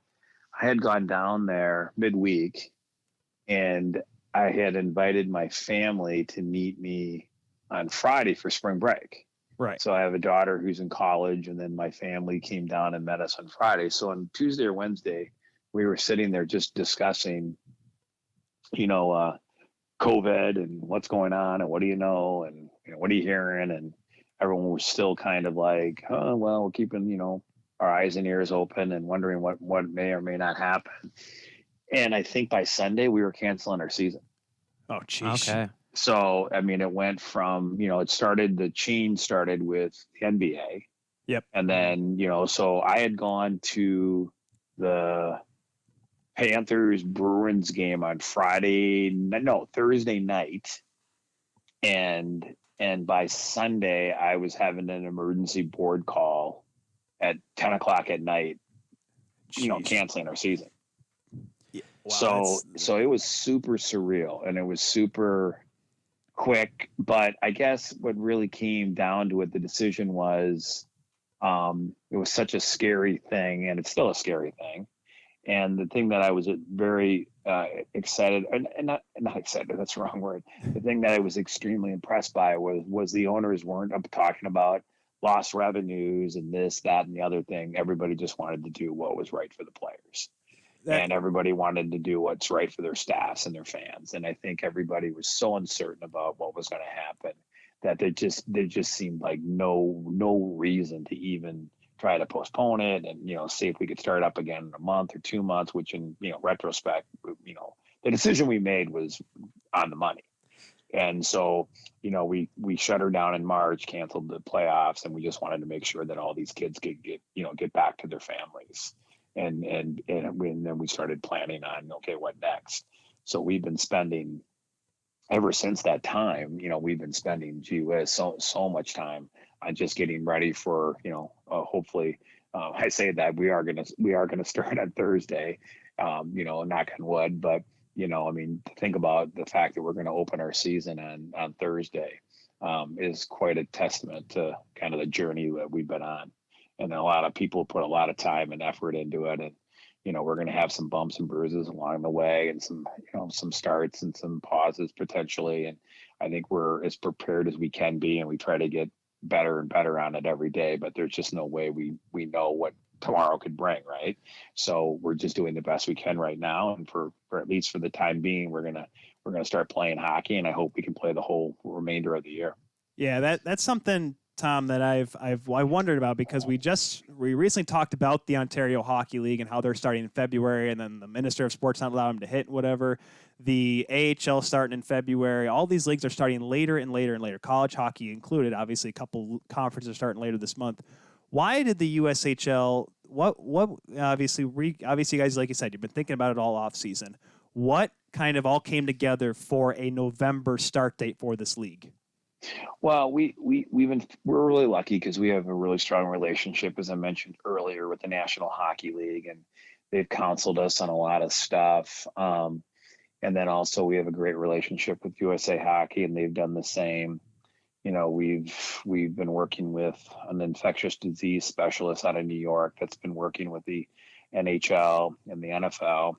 We're not in a bubble, clearly almost the opposite. We've got kids that are billeted, and there's all sorts of things that are happening there, from family life and just ordinary life that goes on. So we put together a lot of protocols. We have a very detailed set of protocols. We have a very detailed set of processes put in place to potentially postpone a game. We're going to try to not cancel any games. We're going to try to see if we can, even the way we scheduled, we're not playing a full season. We're not playing an extended playoff. We're trying to leave some time open in the second half of the year that we can move games to if we need to, postpone those games. So I think we looked at it from an aspect of, I think the key things were, how do we do this right? Through intake testing and doing the testing protocols. How do we know that, by no means do we think we have anything more than anybody else, but we just in pure consultation with our resources, our teams, their doctors, their communities, their civic leaders, their state leaders, we felt comfortable enough to be able to do this and see how it goes, with the full intention that we may have to make adjustments along the way for safety reasons or any other issues that may arise. The interesting thing is I think compared to, we felt an obligation for the kids to play. We wanted the kids to play and have an opportunity to play. Hearing from the kids that are playing, they're excited to be back, and their parents, they're excited to be able to play. And like I said, so there were a lot of moving pieces on it. Again, we don't need to sell 5,000 tickets a night to make it worthwhile for the owners to go into this. Our businesses aren't, nearly as expensive as an NHL business or an American Hockey League business or even an East Coast League, where you got a heck of a lot more operating expense tied to the business. So there are some little nuances within our league that I think we felt that we could go in, if we keep the players safe, have enough capacity so people can sell tickets, do all the things they need to do to make sure the fans are safe and their staffs are safe. We felt like we should definitely give this a shot, and we'll monitor it every day. And if things change, we'll make the appropriate decisions to do what's necessary to keep people safe.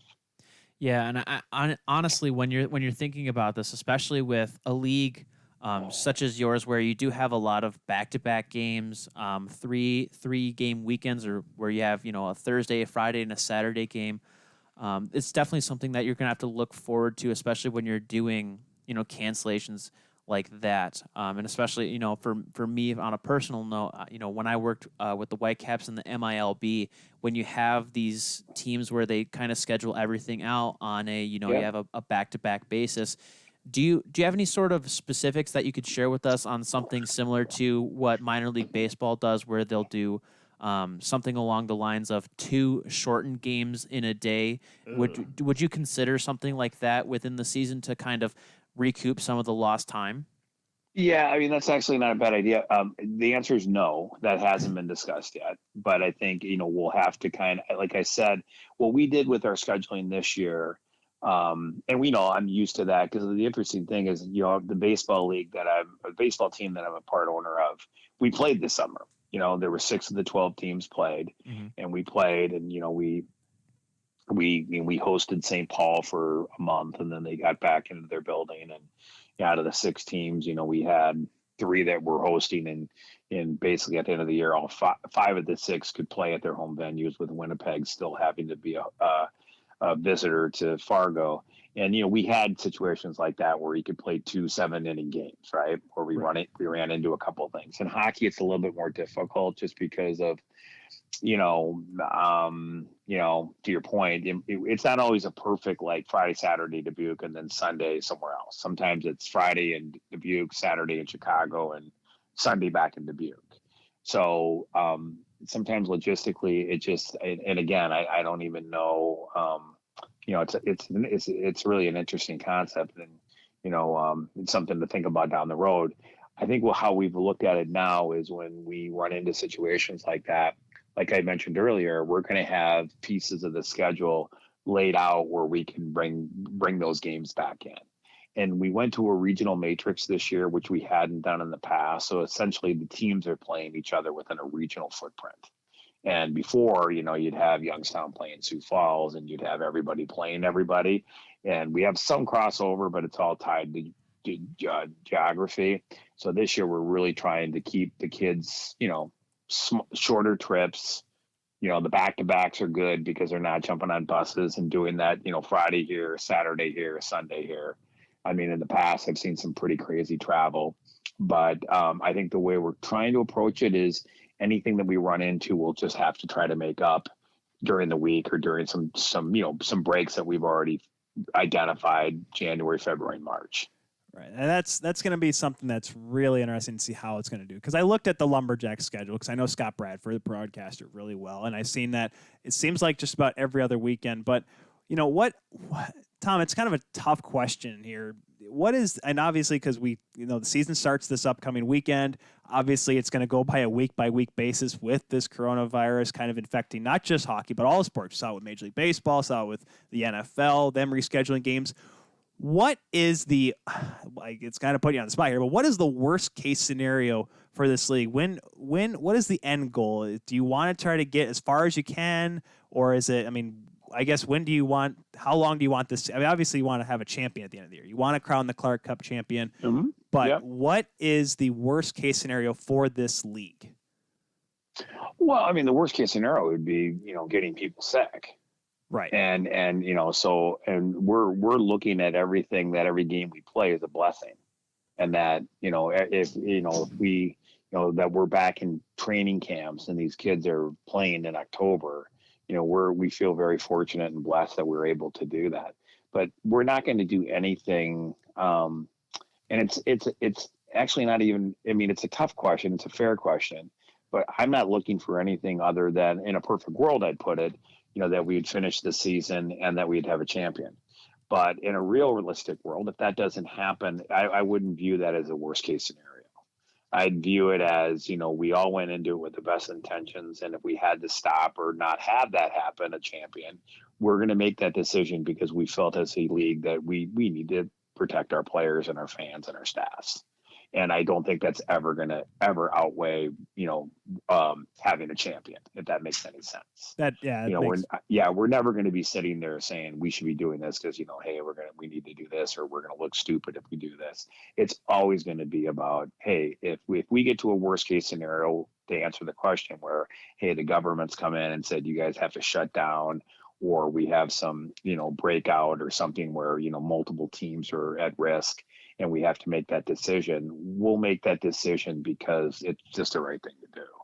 Right. So with that in mind, obviously you don't want to, delay things as much as possible, especially with the concern of the players in mind, and especially their billet families, their own families, if they're able to live with them at times. Do you have like a somewhat, guesstimate on what an end date would be possibly of like, when would be the last game of this upcoming season that you could see played? Do you see it going into the summer? Do you see it ending sometime in April? Yeah, well, we're hoping to finish. So what we did was that we looked at this as we want to play as many games as we can, and as much for the teams and their fans as it is for the players, right? That's part of, their journey is the development, right? Their journey is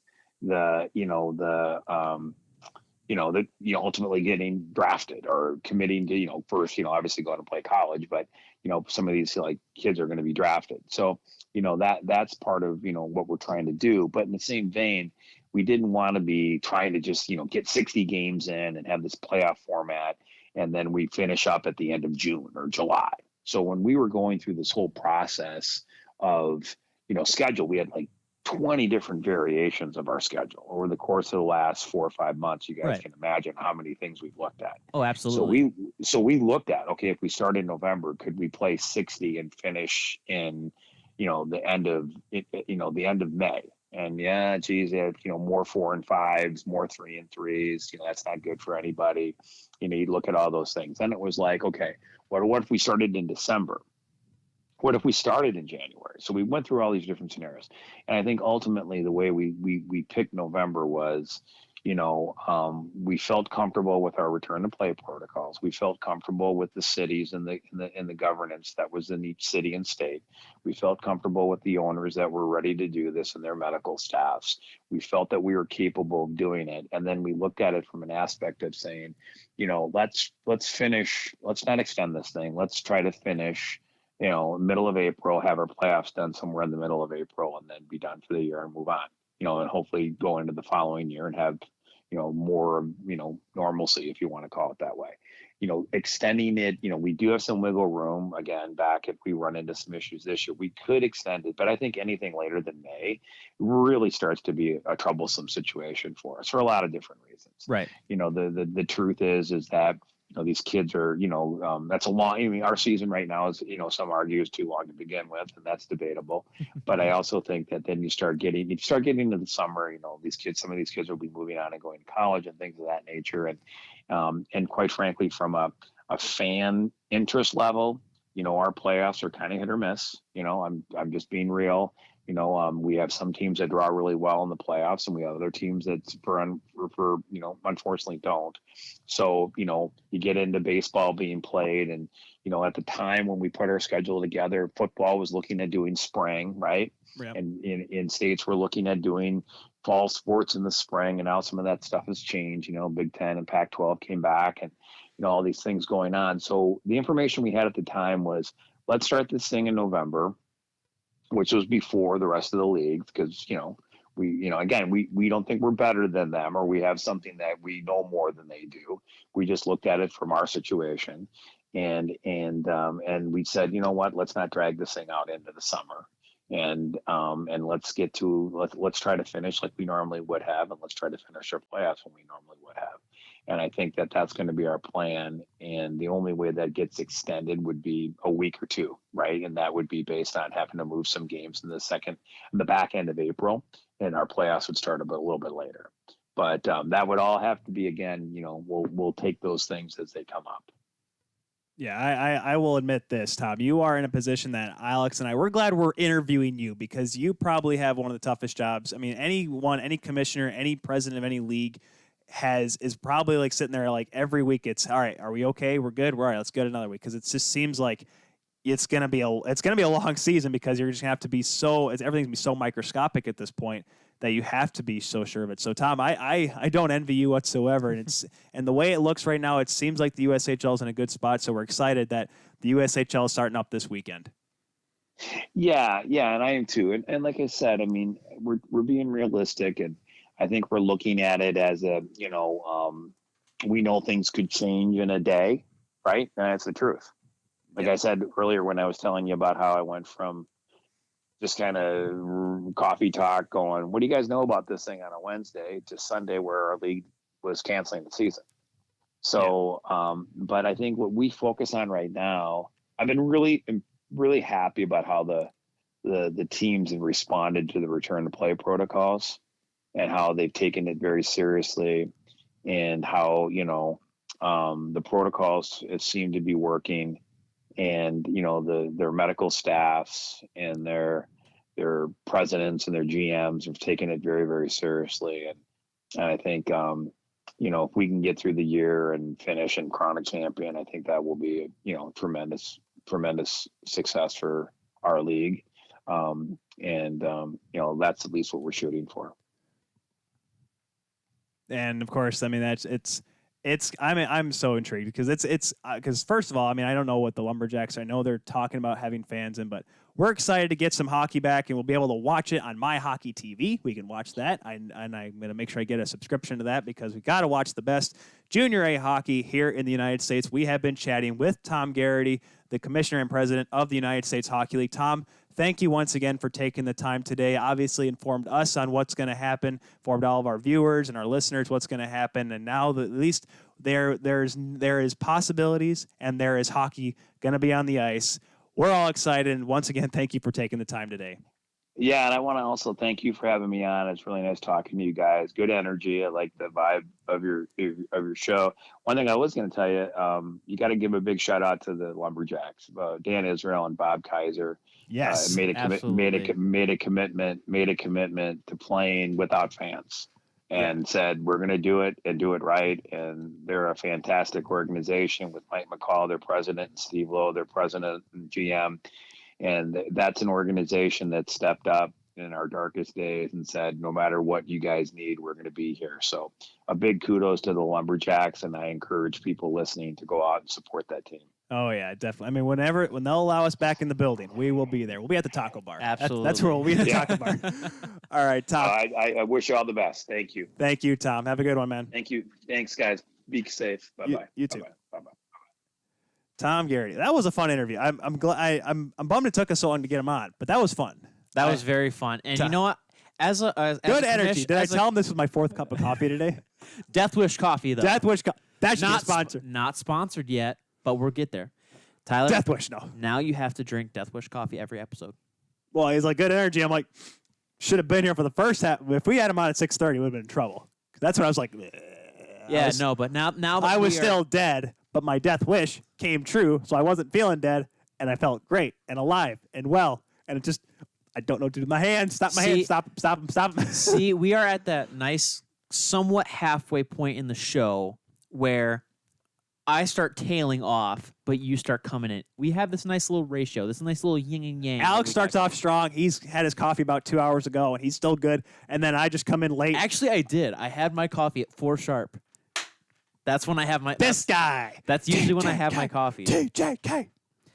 But no, honestly, probably one of the most... For me, as on a personal level, one of the interviews that I've looked forward to the most, purely on the basis that I was so shocked. He was so quick. Everyone in this room, i.e., me, you, and the lamp, and those helmets over there, and a picture of me wearing a pink cowgirl hat over there, and our listeners that have been with us for quite a while, and even some of them who have been on the newer side, they know that I appreciate minor league sports and minor league hockey in general. Right. So being able to talk to someone who, like we've said. And, he talked about it as well, having a lot of experience in a different number of realms in sport at the professional level, the minor league level. This has obviously been probably one of my personal favorite ones to have, and definitely something that we are going to be talking about for quite some time. The funniest thing was when I reached out to him, because I reached out to, I'll say this right now. Have you reached out to Bettman, though? Is that the question? I don't even know how to get. I was lucky enough to get him because I actually had to go through the Sioux Falls baseball team to get a hold of him. Because I found his email there. You back channeled. I'll say this, Alex, and this is not a slight on you. I'm the one that brings the guests on. You do. Alex tries, but I'm usually the one because I see. But LinkedIn, man. See, here's the thing. When I try to bring guests onto the show, my guests that I try to bring on are people that are the worker bees. The worker bees. The worker bees, when I say, I usually talk to... They're the ones that you never hear about. Precisely. They're the kind of guys that they'll tell you what they can within an organization, but there are a few rungs up the ladder that'll tell them that they can't say X, Y, and Z. It's better to go to the source and to be able to get Tom Garrity, the commissioner of a hockey league. We had a commissioner of a league. This is the first... We've had... play-by-play guys. We've had, future NHLers because I had Noah Dobson. We've hadn't had him since. People that run blogs. We've had sports writers. We've had athletic writers. We've had quite a few people. Nets. We've had. Have we had a head coach yet? We had. I had Brett Riley, Long Island University. Yep, that's so Division I head coach. Division I head coach. Now a commissioner of a hockey league. The list keeps going and going, and so does our listener and viewership. Quick note here, we have to make sure to thank you guys. Oh, yeah. We don't usually do that so much. There was an issue with the stream briefly during that interview, but it's okay, Alex, because people are like, oh, man, we missed the part of that interview with Tom Garrity. That's okay. You want to know why, Alex? Because we have the replay. Yeah.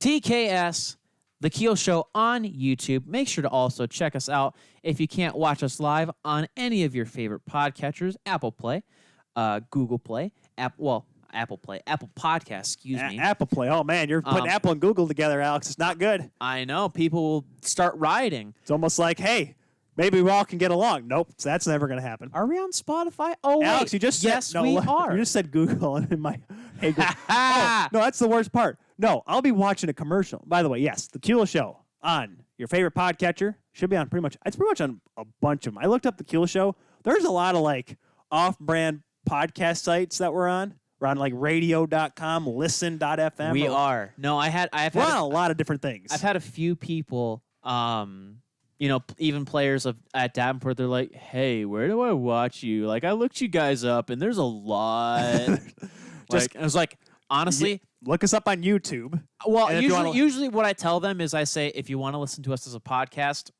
Google Play, Apple Podcasts. What kind of phone do you got? Or Spotify. Or SoundCloud. Spotify. Well, I'm just saying for our personal stuff. Oh, yeah. That's usually what I tell people to go to because when I listen to those, that's what I personally use. So I can only speak from experience. I don't usually use SoundCloud, but that's what I have. And that's why it's before. funny. Whenever I see the SoundCloud stats, I never, because at the beginning, it was only people listening through SoundCloud because we'd always promote the episode with the SoundCloud link on our Twitter. That's correct. That's how only people would listen. But now we are on almost every podcatcher. We have a link tree thing that has every single, wherever we are, social media, video, whatever, we're on it. And so that's why there's so many third parties. Like it says, hey, you had this many listens. Where are they from? I don't know. Third party. Last week was, believe it or not, last week, Alex, was a down week for us. Down week. Where we only had like 200 people listen. Remember when we ever had 200 people listen? We thought it was the greatest thing ever. That one week when the Dutch listened to us like crazy. Oh my goodness, the Dutch. The 80 people from Amsterdam. That was probably the biggest at that point. Probably just a massive pot party, and they were like, "What's this Kuhl show? They sound German. Let's click it." These guys aren't German. They're English. They they're probably American. looked up Kuhl. Kuhl, like the outdoor athletic brand. You're telling me that Google said, don't you mean the Kuhl show? Like, you're telling me that's what happened? Dude, that's a conspiracy theory. You're telling me Google just went full scale. Dude, you're asking the wrong dude. Random hockey podcast. Here you guys go. You're asking the wrong dude. Iron Robin probably listened to us, man. I wish. If Iron Robin emails us, hey, I'd like to come on your show. We're not a football podcast, Mr. Robin, but hell, we'll bring you on. Okay.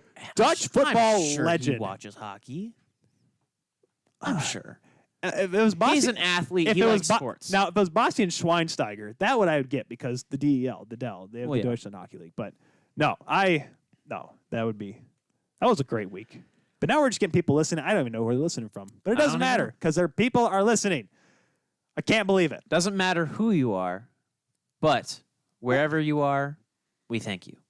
It doesn't matter who you are because as long as you know that we love you. We're all in this together. That was a high school musical reference. That's why I delayed. If there ever was one. The inevitable left hook was coming. Gosh, now we just got caught off guard there. What do we do now? Well, we have about 20 minutes before Chris King comes on because Chris King, we can't call him earlier. He gave us a time. He was one of the, like, I usually ask him, like, hey, we have this spot. It's like, hey, I can do 8 o'clock. Yeah. Firm. I like it. He's got a home phone, apparently. That's apparent. I mean, like, even Kelly's parents got rid of their home phone. Okay. I won't tell him home that. phone. I won't say anything about it because I don't want him to hate me around. Oh, absolutely not. But no. But what do we do now? Sheesh. I'm so caught up. Well, do you want to go from the high of talking about? I think we gave our piece on Mitch Miller. If people want, if people want us to talk about it more, well, they can either just watch that part all over again, or we can go into more next week. I don't know. Well, in that case, I do have some backup plans in place, and we can talk about there. So I think we got 20 minutes. I see the headline you got right there. Let's start off with that one, Alex. Yep. So this is coming from thescore.com. This is what we used to do when we were just doing podcasts. We don't know what we were talking about in the show. We just went, click headlines to see what happens. I personally went to tsn.ca and was like, hey, Batman. We literally, I didn't even use, like, there was a brief time where I didn't even do it in outline. We just go into the show. I'm like, what are we going to talk about today? Like 5 minutes. We'll talk about this one, and this one. Well, see, now that we're live, Alex, I've realized that when you're live, and this is just from just doing this for now, we started in late June. So I'd say 4 months. It's been that long? It's been 4 months. We've been doing this for 4 months now. And I literally said, I'm like, maybe we should actually make sure we have plans because when you're live and you don't know what you're talking about. Well, that's not entirely true. We've had plans and outlines in place for a long, long time. But like this is like done in advance. Like we would do it like right before the show. When you're recording a podcast, folks, you can like just press pause and just wait until you figure something out. So then it sounds like that is true. You could just like go into something no problem. Like that's how I used to do my interviews. I do my interviews like 3 or 4 days in advance, and on Tuesday I would just put them all together, and it sounds perfect. Right. And if I ever messed up and had a brain fart, I could just say, wait, hold on a second. Okay, that's right. Okay.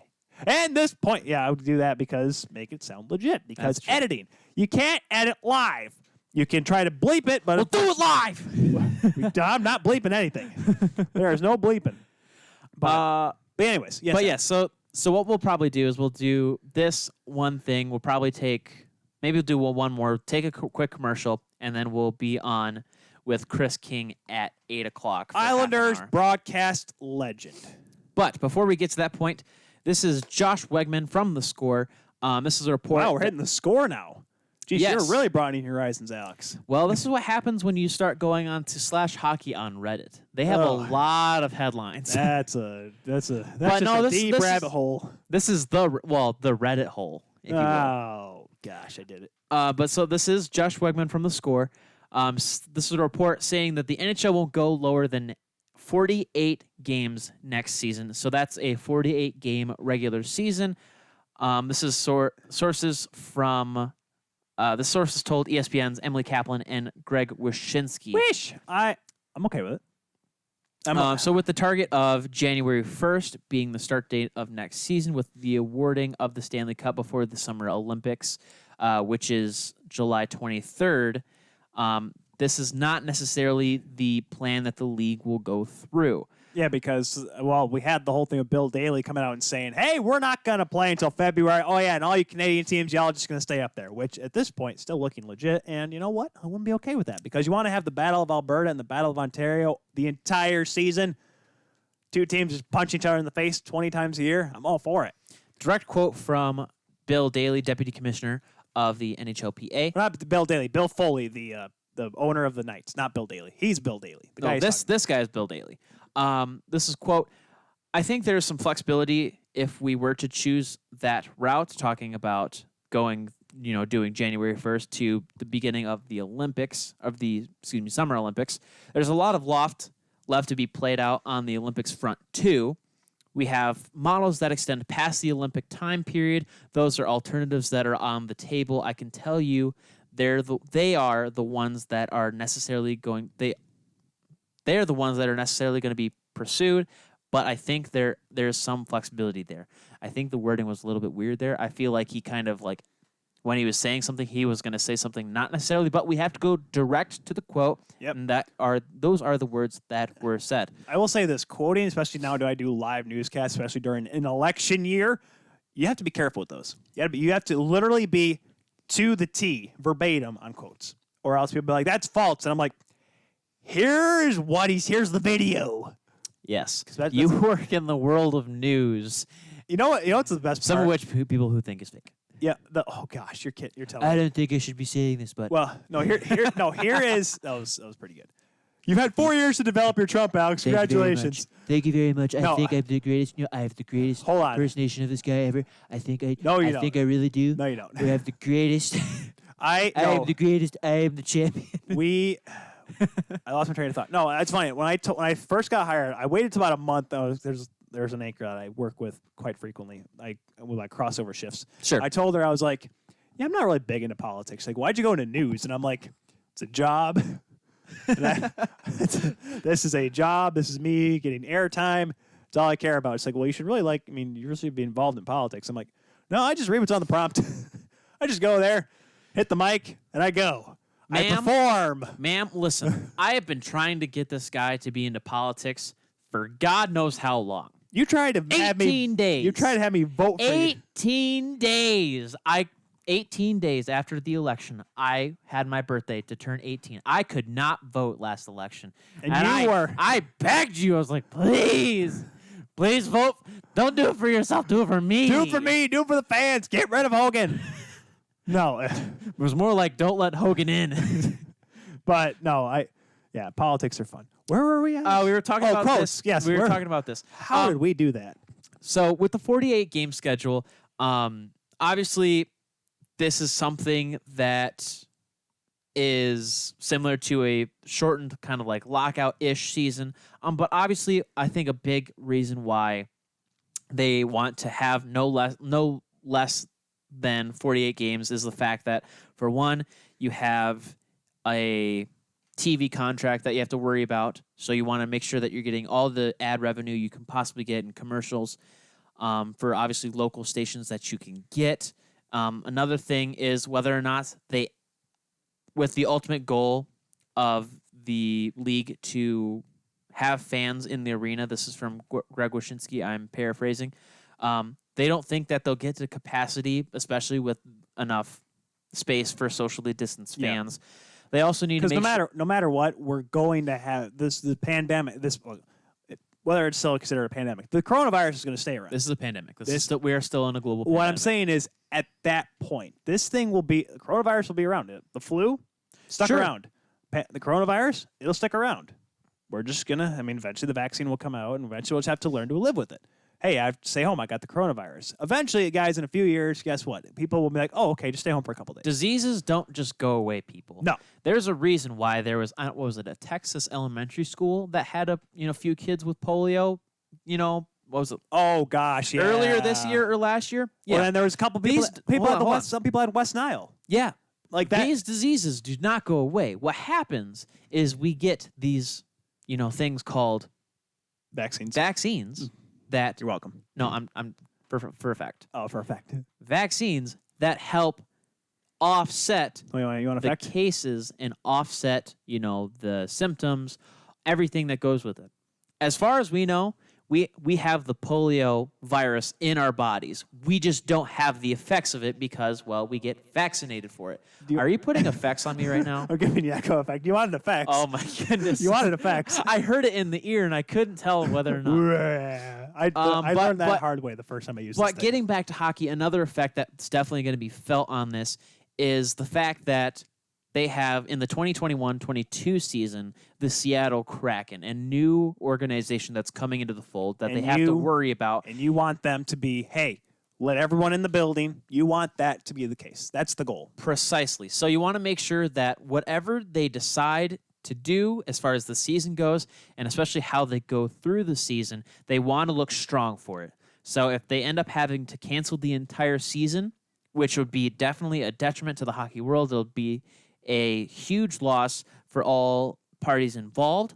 And obviously, Commissioner Bettman will get a whole lot of flack because he is the butt end of all of our jokes and all of our... Well, and I was saying with Tom, yes, he's been on... I've given him crap, and yes, that episode is still one of our most... The Bettman and the NBC ones are still two of our biggest episodes. Bettman's done a magnificent job of getting the league through this. And now, yes... Clip that. Everyone just clip that. I've said that before. I've talked with Harrison Watt about it off air. Like, I've learned a whole lot of respect for this guy. Now, yes, his past, and yes, understand that he's not the only guy in that room. I'm not going to give any credit to Bill Daly yet because I'm not at that point yet. Sure. I'm not at that point with him and I's non-existent, distant relationship. But like you and Elliot Friedman. Friedge and I have a wonderful relationship. Oh, it's my a goodness. perfect working relationship. But the fact that he's been able to do this and he's doing everything he can to make sure that, hey, we can have another season. Now, going back to the hockey side of things, the actual schedule, the fact when the league came out and said we want to have an 82-game season, and I'm like, how many having back-to-backs right now, the USHL aside, because that's what they do, that's how their schedule works in a normal year, having that many back-to-backs with all that travel, even though it's going to be regional, that's going to take a toll on the players more than it would be if they played in the bubble all the time like that. Well...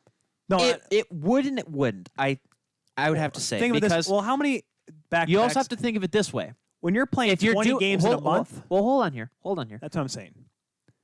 Yes, that is a consideration, but also you have to take into fact that when you do these back-to-back games or you do a 3-game weekend, you also get a lot of time off in between. But they would not be able to. Which is something that with past models of regular seasons, teams have not been able to have. It's because you'll play a Saturday game, and then you'll get home. You'll have a couple days, and then you have a Tuesday night game. Maybe play on Friday. No, that's not that far apart. The NHL, it's about every other day. The only time there's ever for games for 2-day stretch. If there's ever a 2-day stretch, it's because you play at a back-to-back. It's when they play 3 and 4 nights. That's when it's a big deal. Now, there's not as much time. I think there's more time off. Honestly, I would personally love it if the NHL another spam call. You get another spam call. Oh, I love it. Can we hook them up? Can we? Absolutely not. Can we hook them No. up? We could just Hello. Your insurance has expired and legal action is being taken against you. The IRS is. You have 3 days to call us back at this number. 885-555. Go beep yourself. It's a very long number, Alex. It's a very long number, But especially when you spell out beep. But you were saying about why you would. I would love if even just for this season, if you're at the very least you have 48 games and they decide to have a 48 full season, quote unquote full season. If they took on the model that minor league sports does of doing back-to-backs, of doing 3-game weekends. Well, they're going to have to in a compressed season. Because here's also my point here, is that with that in mind, you would have a full week, like weekdays, off. Yeah. Except for the cases where you have a Thursday, Friday, and Saturday game. So those would be the only times that you'd actually have non-weekend days in your schedule. So with that in mind, if you ended up having to cancel games for positive cases or whatever, or you had to not cancel them, you had to delay them, you then have different parts of the schedule where you have 5 days stretches of nothing. Well, but the players won't like that. Players won't like it. Well, you know what? Do they want to play? Well, here's the thing. So, Alex, looking at this here. Hold on. I'm just saying, even though the players might not like it and the NHLPA would be against it, I think it would be for the betterment of the league and the betterment of schedule making and having to make up games, because that's the reality we live in, especially if we're not going to go back to a bubble system. Right. It gives the time and space that's needed, because if there are cancellations, well, what are you going to do with that extra time? Okay. What are you going to do with the time that's non-existent? So then you end up having to cancel games. Then you have a team in Colorado that, since they don't live around anybody and they get a positive case, well, what do they just seclude for a little bit? Whereas you have a team like Detroit where you have all these teams around them, so you have to try to figure out what are you going to do. And I think that's why the league shouldn't, because I was just looking at the Arizona Coyotes 2013 season. Remember, they didn't start until January the 19th. The league didn't. They had, in 48 games. Scroll down a little bit so I can see it. They had 7. I just quickly counted. They had 7 back-to-backs in a 48-game schedule. Okay. So not that many. They didn't have to jam a bunch of games together because they. So that's 14 games out of 48. 14 games out of 48 were back-to-backs, or part of a back-to-back. And now, yes, the cup was awarded later than ever. It was, I think, mid-June. Late June. But what I say is, you want to have space this season between games so you can reschedule games if possible. That's why I say do the back-to-back system. Well, you don't want to jam them all together. Leave spaces out and say, hey, guys, because they're all going to be regional. There's going to be you're not going to see LA play Boston. You're not going to play Florida, go up to Vancouver. It's most likely at this point, unless something magically changes and the world just gets healthy by Christmas, which won't happen, you'll have Canadian Division, Pacific, Central, Atlantic. Well, that's just a rumor, but I get your point. It's very likely It's very likely. Very likely. So the sources that we get that information from are very reliable sources. Freege hasn't confirmed it for me yet, but then again, he hasn't texted me back in a couple days. Sweet Jesus. But my thing is this. You want to leave space so you can reschedule games. You don't need to jam them all together. Yes, will the cup be later than a normal would in a normal season? Yes, it may be late June. We may be looking at Canada Day as a possible date to crown the Stanley Cup champion. I don't want to have a 60-game season, because at that point, you're almost saying, hey, guys, we may end, because there may be games you need to get canceled late in the season, late in April, late into May, if you go that far, where you have to say, all right, guys, screw it. We're doing point percentage again, because that's what's going to have to happen. If you want to have everyone play the same amount of games, set a low number, even do 50, 55, set a low number, and just say, all right, give us time. If we need to reschedule games, we can, and we'll go from there. Right. That I would like to see. Because then, hey, say you play 50 games, Alex. You'll have to work it out, obviously, and do the math of how many teams play, which team plays which team how many times or whatever. But that's what you need to consider if you're going to go with a season. Well, you'd have to do 48. 48 games, yeah. So the 16 rule. So then you'd play 6. So if you're in Canada, there's 7 teams in Canada, for those that don't know. You'd play everyone 8 times. Perfect. Now, yes, it'd be a little bit harder in the Southern divisions, because that means you have, so that'd be 24 divided by 3, it's 8. So you have 7 teams you have to play against. One team would get shafted. I mean, I'm pretty sure some teams, if hey, you don't have to play this that many times, I'm sure they'd be happy. But then there's some teams why can't we play the crappy team more than anyone else? Yeah, instead of playing a team 3 times, you'd play them. I'm league just going, all right, Tampa, Boston, you guys are going to play 15 times this year. Okay. Well, I mean, it's a possibility. I'm just saying, 8. Listen. Well, think about it. If they do 48 games, Alex, that means we get 8 Edmonton-Calgary matchups. Well, if you do 48 games. Give me my phone back. Then it means you get 8 Montreal, Toronto, not so much. Toronto, Ottawa games, which I think are going to be a lot closer. Montreal and Toronto. You don't say that's a game? It'll be a good game, but I don't think it's going to be as heated. I think Toronto, Ottawa is going to be the Battle of Ontario. I think it'll be a little bit more. Oh, this year, absolutely. This will be a lot greater of a year. You'll get, like I said, the Battle of Alberta. I think Vancouver versus Calgary. You can't let the Battle of Alberta go 8 games deep Absolutely not. There will be murder on the ice. Players from Bakersfield getting wrecked. What's the ECHL team for Edmonton? Who cares? They'll be getting brought up as well. We need bodies. ECHL. I'm trying to think of the teams now. I can't. Just look up ECHL affiliates. What'd you do? Look up Edmonton. Wichita? Sure. Wichita? I thought it was Tulsa. When is that? What date is that, Alex? When is that released? This one? It is for the 2019-2020 season. Oh, maybe it's okay. It was last season at least. It was Wichita. Whatever. They'll be bringing players up from there. It could be so many bodies going everywhere.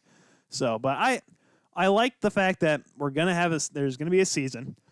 Oh my god! All right, I'm going over here. Screw you. No, that one just came out of nowhere. That was not like a expected cough. That one just kind of caught up on me. Yeah, that's what I sound like. It's awful. But I like the fact that the league's trying to make a season, but I just say you need to have space in between games. You can't try to jam so many you can into a month. Listen, single season records are not going to get broken this year, guys. You're not going to try to make up for last year. Play the bare minimum that you need to, get through this year, get back to normal the following year. Yeah. I don't want to have a 60-game season next year and then have to have Seattle come into a 70-game season. No. You want to have 82 next year, or 21-22. That's what you want. Yeah. Yeah. But yeah, so that's my story, and I'm sticking to it, Alex. Yep, Okay. You are sticking to it. But before we get on to the next part of our show, we are going to take a quick commercial, and then we will be back with none other than Chris King. We'll be back after this.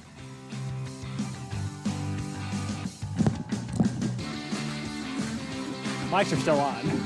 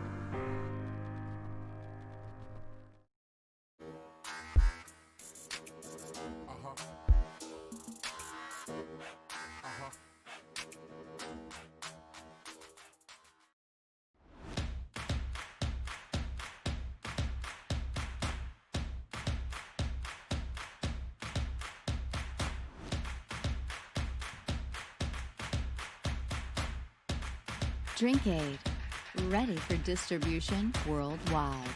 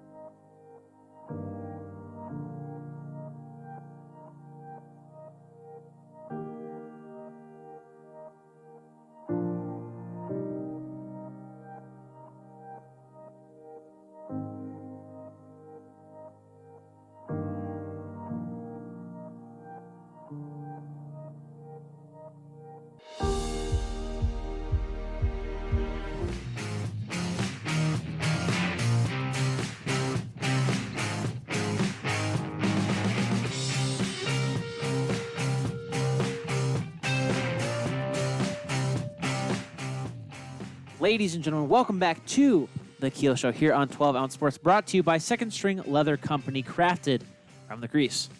On the line now is a man who has been part of the New York Islanders organization and on the radio broadcast for over 30 years. He was a color commentator for 12 seasons before getting the opportunity to become the main play-by-play guy for the team. Ladies and gentlemen, he is none other than the world-famous Chris King. Hey, woo, Chris King. Chris, how you doing today, sir? Wow, quite the introduction, guys. Quite the introduction. Thank you so much. Yeah, these production Well, writers, you are very welcome, sir. Whoever writes for us, Alex, he's a genius, isn't he? Yeah, he's something. Chris, how you doing today? I'm doing great. How are you guys? Not too bad. Not too bad. It's been a day and a half there. You know, Chris, before we get into the show here, and before we get into the show, we're in the show. Before we get into the current Islanders, let's talk about your stuff here, because I read up on you here. I did my research, because I know, obviously, I've known you've done the games now for almost the last decade now. Looking back at your story, you have literally climbed the ladder for the Islanders broadcasting, and you've been a fan since the team came on ice in 1972. You know, what is that? I mean, it's a great story, because you started off as a reporter, you became the host of the show, or the host of the team in 1989, and then, or 1994, excuse me. You become the color commentator, then you become the play-by-play guy. It's because people probably go for years trying to get that opportunity, but you were able to do it. I mean, I guess, what is it looking back on your career, Chris? What is it like going from knowing you started at the base as just a reporter to now being the voice of the Islanders? Yeah, it's great, guys. And as you mentioned, I mean, for me, it's not just like, an NHL job. This is the team, as you said, that I literally grew up with. In 1972, I was 11 years old when the Islanders arrived on Long Island, and, suddenly I had my own team. It was incredible, and, it was a half hour from where I lived, the Nassau Coliseum. So basically grew up in that building and grew up a huge Islander fan. And then, as you mentioned, my career path to the play-by-play job literally starts out as a radio reporter, which I did for 5 years. Then that station got the rights to broadcast the game, so they put me on as the pregame, postgame, and intermission host. Then it moved to a different station who said, hey, we know you're doing all that other stuff, but can you also produce the game and engineer the game? And you never say no, so I said, sure, I can do that as well. So at that point, I basically was doing 5 jobs on the same broadcast each night. It was a blast. And then, eventually the Islanders came to me and said, hey, we know you're doing all that other stuff, but how'd you like to do color instead? So, that gave me the opportunity to be on the actual broadcast on a full-time basis. And then, as you said, now for the last 10 years, doing play-by-play. So I think that the area that helps me the most, though, guys, is that, we work with all the students at Hofstra University as their radio station is our flagship station. And again, I love working with all the young students at Hofstra, but I think, it helps them to realize, hey, you don't generally go from college to the job you ultimately want immediately. You take all those baby steps on the way up. So, when they look at me, they see a guy who went from reporter to pregame to postgame to intermission to produce to engineer to color to play-by-play.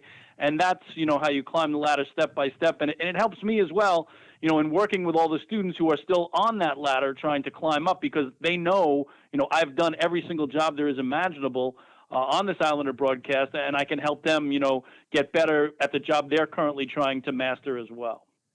Yeah, and especially as in the sports industry, there's definitely a lot of college graduates that do try to find that job that they want as their end game right off the bat, and it can be definitely frustrating. So obviously for those students, they definitely get a great person to look up to and to see what it means to be able to climb that ladder and the type of work that you have to put in to get to where you want to be.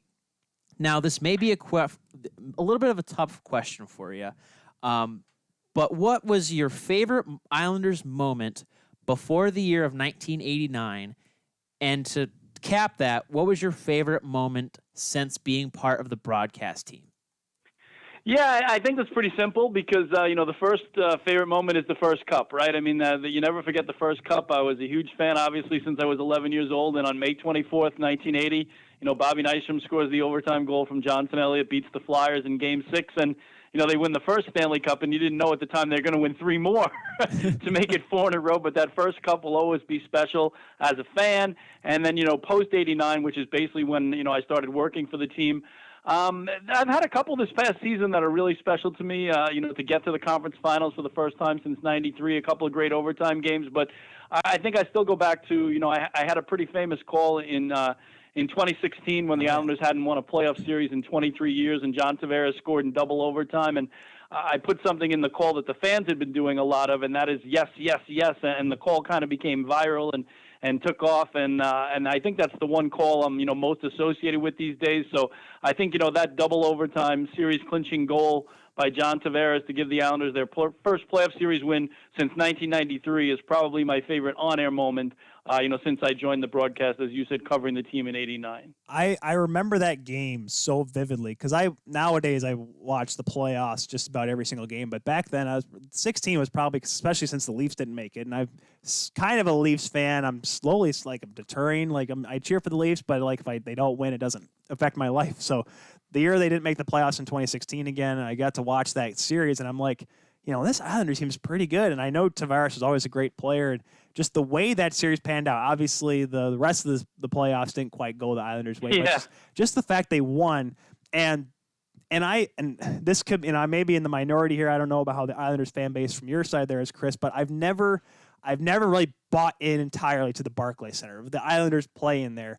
But the way that crowd reacted when Tavares scored, and I'm like, okay, maybe they do have fans in Brooklyn. I mean, at that moment was just, at least in the last 20 years, has been probably one of the biggest moments in the Islanders' history.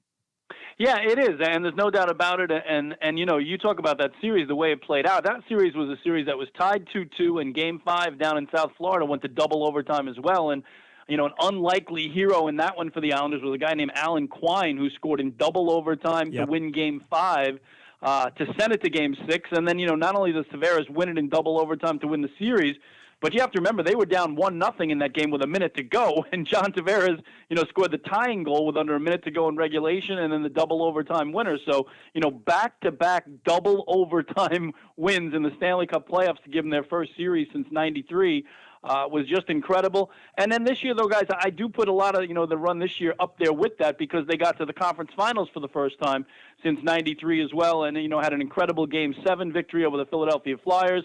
They had a great overtime moment in Game 5 against Tampa where Jordan Eberle scored in double overtime to keep the season alive, and that ranks right up there for me, no doubt about it. So there were some moments this year that certainly rivaled, 2016. It's just that in 2016, the buildup was incredible for the wait to finally, win a series, and to have it happen in Brooklyn, as you guys said, it never was the for that night. And also Game 3 of that series, Thomas Hickey won in overtime in the first ever playoff game in Brooklyn was amazing too. So, the building proved it could rock those nights. And the good news for the Islanders, they don't have to go back to Brooklyn anymore because they have a brand new building coming up in about a year on Belmont Park that they're going to be opening. But, for those who didn't like Brooklyn, that'll always be the memory of Brooklyn of, that incredible Tavares moment, the one outstanding moment for the 5 years that they spent playing there.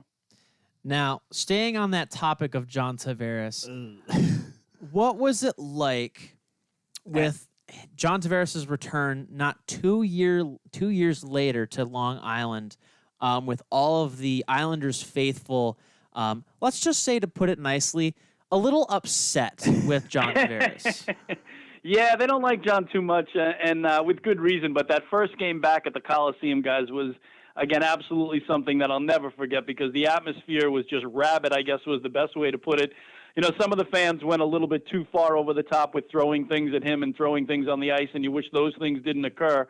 But the atmosphere for the game itself, where the Islanders, blew them out, they won 6-1, and just a chance directed at John Tavares all night long. It was incredible. It was one of the most charged atmospheres you've ever seen in that building. And obviously, I kidded about it before the game, saying on the radio, I'm not gonna have to say when John Tavares has the puck tonight because you'll know from the boos, because every time he touches it, you'll hear the boos so loud you'll know he has the puck. But that was a sweet night for Islander fans, to be able to give it to Tavares vocally when, again, it went over the top in some other points, which I wish didn't happen, but also to win the game 6-1 is something that anybody who was in that building that night will never forget.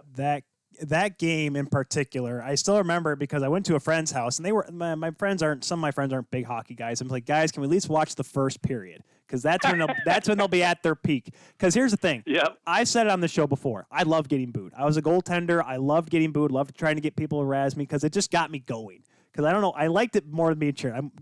Chris, have you realized goaltenders are kind of funky that way? But my son's a goalie, so I know what you're talking about. Hey, there we go. See, look at that. Goaltenders. They're always great. Yeah. But I remember, like, I watched that game, and I just laughed. And my friends were like, wow, they must really hate him. And I'm like, yeah, and I just laughed about it. I knew they were going to, at least we're going to lose that night. There was no way they were going to win that hockey game. Like, the entire team, because they're so young still, they'll get rattled in a building like that because it's the Coliseum. It is loud. It is impending when the crowd's there. So I look at that game, and I'm just like, I still listen to it because it's just so funny just to see how mad people were. It's the closest thing I've ever seen to a hockey game almost turn into a WWE match almost, just because how loud that place was. And you have to remember, too, guys, I mean, the first meeting, the Islanders really stuck it to them as well. Up in Toronto, the Islanders won that one 4-0, and that was the night Barzal had the hat trick. Right. So, coming back to the Coliseum, they know they'd already beaten John Tavares on Canadian ice. Now could they do it again at the Coliseum? And it was a great night. But again, to John's credit, and I don't like to give him credit, but you have to, the final meeting was at the Coliseum, and the Leafs won it, and Tavares had the game-winning goal. So you have to give him his due in that, he finally did get his moment back at the Coliseum when things had settled down a little bit. I mean, it was still a great atmosphere. It wasn't anywhere near what it was the first time through. But, the Islanders had that 4-0 win in Toronto in meeting one, then the 6-1 win the first time at the Coliseum. But then Tavares did have the game winner in the final meeting of the year. So he did get a small measure of revenge, before the three meetings were out in his first season against the Islanders as a Leaf. Yeah, I will say this. We remember that show because we were live when Tavares scored, and I got really excited on the air, and that was it wasn't fun for Alex's ears. I thought it was a good little rivalry. I'd like to see it kind of continue on here, and if the Leafs can actually make it past the first round, that'd be great. But let's stick with the Islanders here. Let's go to this year's playoffs. First of all, Chris, because I presume that you were like many other broadcasts. We had Brendan Batchelor from the Canucks on earlier a couple weeks ago. You were calling a game in a studio, were you not? Yes. Again, the NHL did not allow any local radio or TV on site in the bubbles. So, again, the national broadcasters had, one crew each in the buildings. But, yeah, no local radio, no local TV. So that was a big challenge in itself. Calling the game off I had two 55-inch television screens at our flagship radio station studios, and that's something I'd never done before. Is calling play-by-play off the screen. So that was a big challenge in itself, absolutely. But again, as you said, talking to Brendan and everybody else had the same challenge. So I couldn't say, hey, woe is me, because everybody was in the same boat, and it was more important to be safe at that time. And, kudos for the NHL for pulling off the bubbles the way they did to go, the entire Stanley Cup playoffs without a single positive case of COVID-19 was nothing short of remarkable. Yeah, it's funny because of course, Brendan Burke, who calls games for the Islanders on television, he remembered which play was it? Barzal's goal against, I forget which goal. He had an overtime goal. It seemed like it was so long ago now, but it was. Yeah, it was the second round against Washington, right? Yep. Yes, and it was the pass up the wing that was thrown at the boards, and Burke's like, I guess because Burke was only calling off one monitor, and he's like, I couldn't see it. And I'm like, that was the challenges of simply us watching the game, let alone trying to call the game. I mean, but at least, you had two 55-inch TVs. I have a 32-inch. I'm sitting here at home I'm like with my microscope trying to see what's going on. So I couldn't imagine the challenge. But is it weird just not being there, not being able to get the vibe, or was it just, hey, there's a game on, let's stick to our jobs here? Both, because like you said, you guys, we talked about the atmosphere at the Coliseum and even the atmosphere in Brooklyn for that 16 series, and there's nothing, better than being in a building for the Stanley Cup playoffs, home and away, because like you said, some teams feed on that negative energy coming at them from the other side. So certainly that was missed. The atmosphere of a playoff game was missed, and the day-to-day just, the way I do my job of talking to coaches, talking to players, sitting down, having conversations about hockey. We still, got to have those conversations, but it was over Zoom and it was remote, and it wasn't nearly the same as, being able to just sit down next to whoever you want and pick their brain. So that part of it was true, but the other part of it was true as well. You do have a job to do. You have to do it the best you possibly can. And I give the NHL a lot of credit because of the fact that the buildings were empty. They did a great job of mixing the audio that, we would hear in our headsets and would go out over the airwaves. to pump up all those levels. So you were hearing, skates and sticks and pucks and referees' whistles and boards and glass and just sounds that you maybe never heard before, even more amplified, and obviously the crowd noise as well, even though it was phony. When I had that headset on and I'm watching the screen, I'm hearing all the noises that I normally do in the building, not to the same decibel level, obviously, but still, I think if those noises weren't present, it would have been much harder to do my job. But that got me into it. And, there are plenty of YouTube videos of especially if you look at my call on that Jordan Eberle double overtime winner against Tampa in Game 5, I was, just as excited in that studio as I would have been in the building to have, the season stay alive on a double overtime winner and for the Islanders to take the Lightning to Game 6 and then, eventually lose that one in overtime too. They were a goal away from Game 7 to the team that ended up winning the Stanley Cup. Yeah, having the eventual Stanley Cup champs somewhat, I would say, on the ropes, being that close to getting all the way to the Cup finals, definitely an achievement for the organization.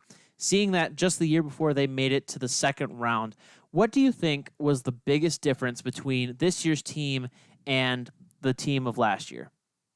Yeah, just a little bit more well-rounded, certainly. And I think, the biggest place I'm going to look is what Lou Lamoriello did at the deadline. He made two unbelievable moves at the trade deadline to bring in J.G. Pageau, the forward, who, was a third-line center but gave the Islanders everything they had been lacking in that spot.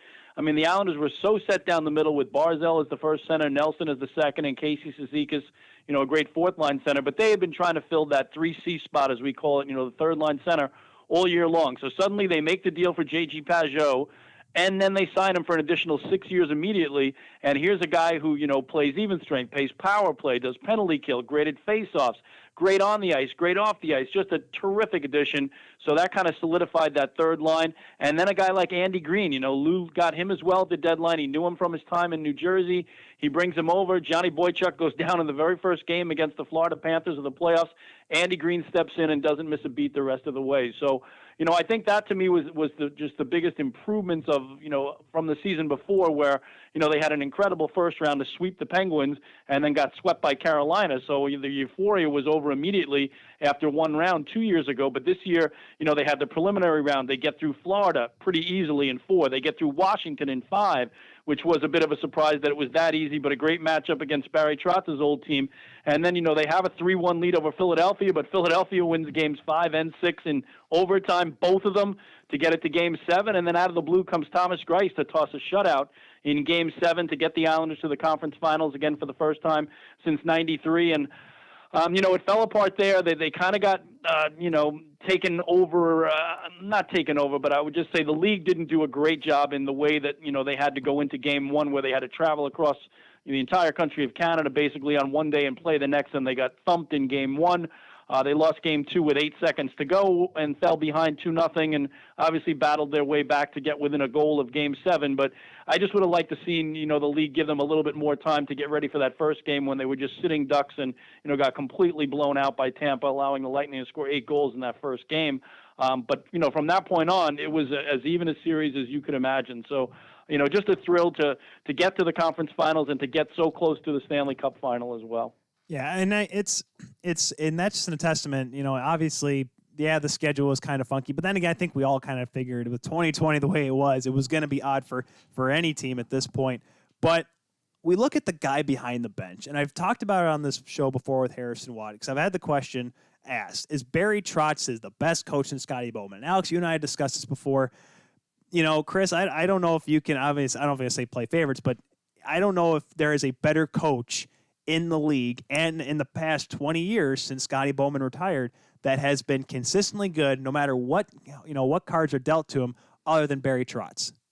I agree. I absolutely agree, guys. And, you look at the numbers. Obviously, Scotty Bowman is number one. He's always going to be number one. Al Arbor, to me, the Islander legend is in that conversation. And the other two guys who are top 4 in almost every category are Joel Quenneville, who obviously Barry got through in the opening round of the playoffs with the Panthers. And again, to see the job that Barry did, you look at his whole career, not just with what he did recently, started out in Nashville, 15 years with the Predators, took them from expansion to, an incredibly well-balanced team that had some great runs themselves in the playoffs but came up short.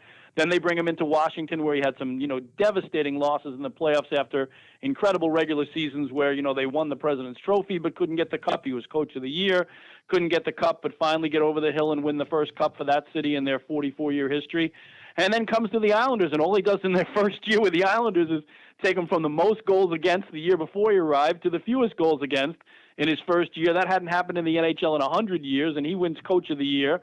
And then, the second year takes them on this great run that has them a goal away from Game 7, and this time Lou Lamoriello gets GM of the Year. So, you look at the way I emphasize the point, guys, about Barry Trotz and Lou together. I do kind of put it together, but this is the one stat that just absolutely epitomizes what they've meant to the Islanders, again, in 2 years that they've been here, okay? In the previous 25 years prior to their arrival, the Islanders had one playoff series win. One. That's 2016 against the Florida Panthers, the Tavares goal we talked about. In the 2 years that Lou and Barry have been here, they've won 4 playoff series. 4 after only winning 1 in the previous 25 years. So if that doesn't tell you all you need to know about the difference of what Lou and Barry have meant to the Islanders from the top down, I don't know what does. Yeah, and obviously, going to the second round in 2019, conference finals in 2020. We've seen teams in the past when they go from year to year, when they shoot up from like the second round of the conference finals, it's definitely a quick second between either they stay there and they possibly go straight to the Stanley Cup finals, play for the cup, or they just get dropped right back to where they were. Do you think that with this regime that we have with Barry Trotz, with Lou Lamoriello, do you see them going straight back to where they were last year, possibly getting back to the finals, or do you see them possibly getting off with the loss of Thomas Greiss? Yeah, I don't see them regressing, guys, because of the way that, Lou and Barry have built this thing. It's not, to me, like a one-off, and, it's built nicely from year 1 to year 2, as we talked about, but, obviously losing Thomas Greiss, he was a great addition, an incredible 5 years with the Islanders. He's going to end up top 5 in so many of their goaltending categories, and actually number 1 all-time in Islander history in save percentage, which is remarkable when you think about a guy like Billy Smith, who's a Hall of Famer and led them to all those cups. But, to me, they're going to bring back largely the same team. I still think they would like to add, a scoring winger, which is the one thing they're really lacking, and that kind of reared its ugly head in the Tampa series where they didn't score at all in the 4 games they lost. But, they are going to bring in a guy who's arguably the greatest goaltender who's not in the National Hockey League right now, and Ilya Sorokin, who, they drafted way back in 2014. And he's going to battle Semyon Varlamov, in my mind, to be the number 1 goalie. So, to me, they're going to be stronger in goal. Obviously, the trade away of Devon Taves was really tough on defense because I think he's going to be an incredible defenseman when he gets older.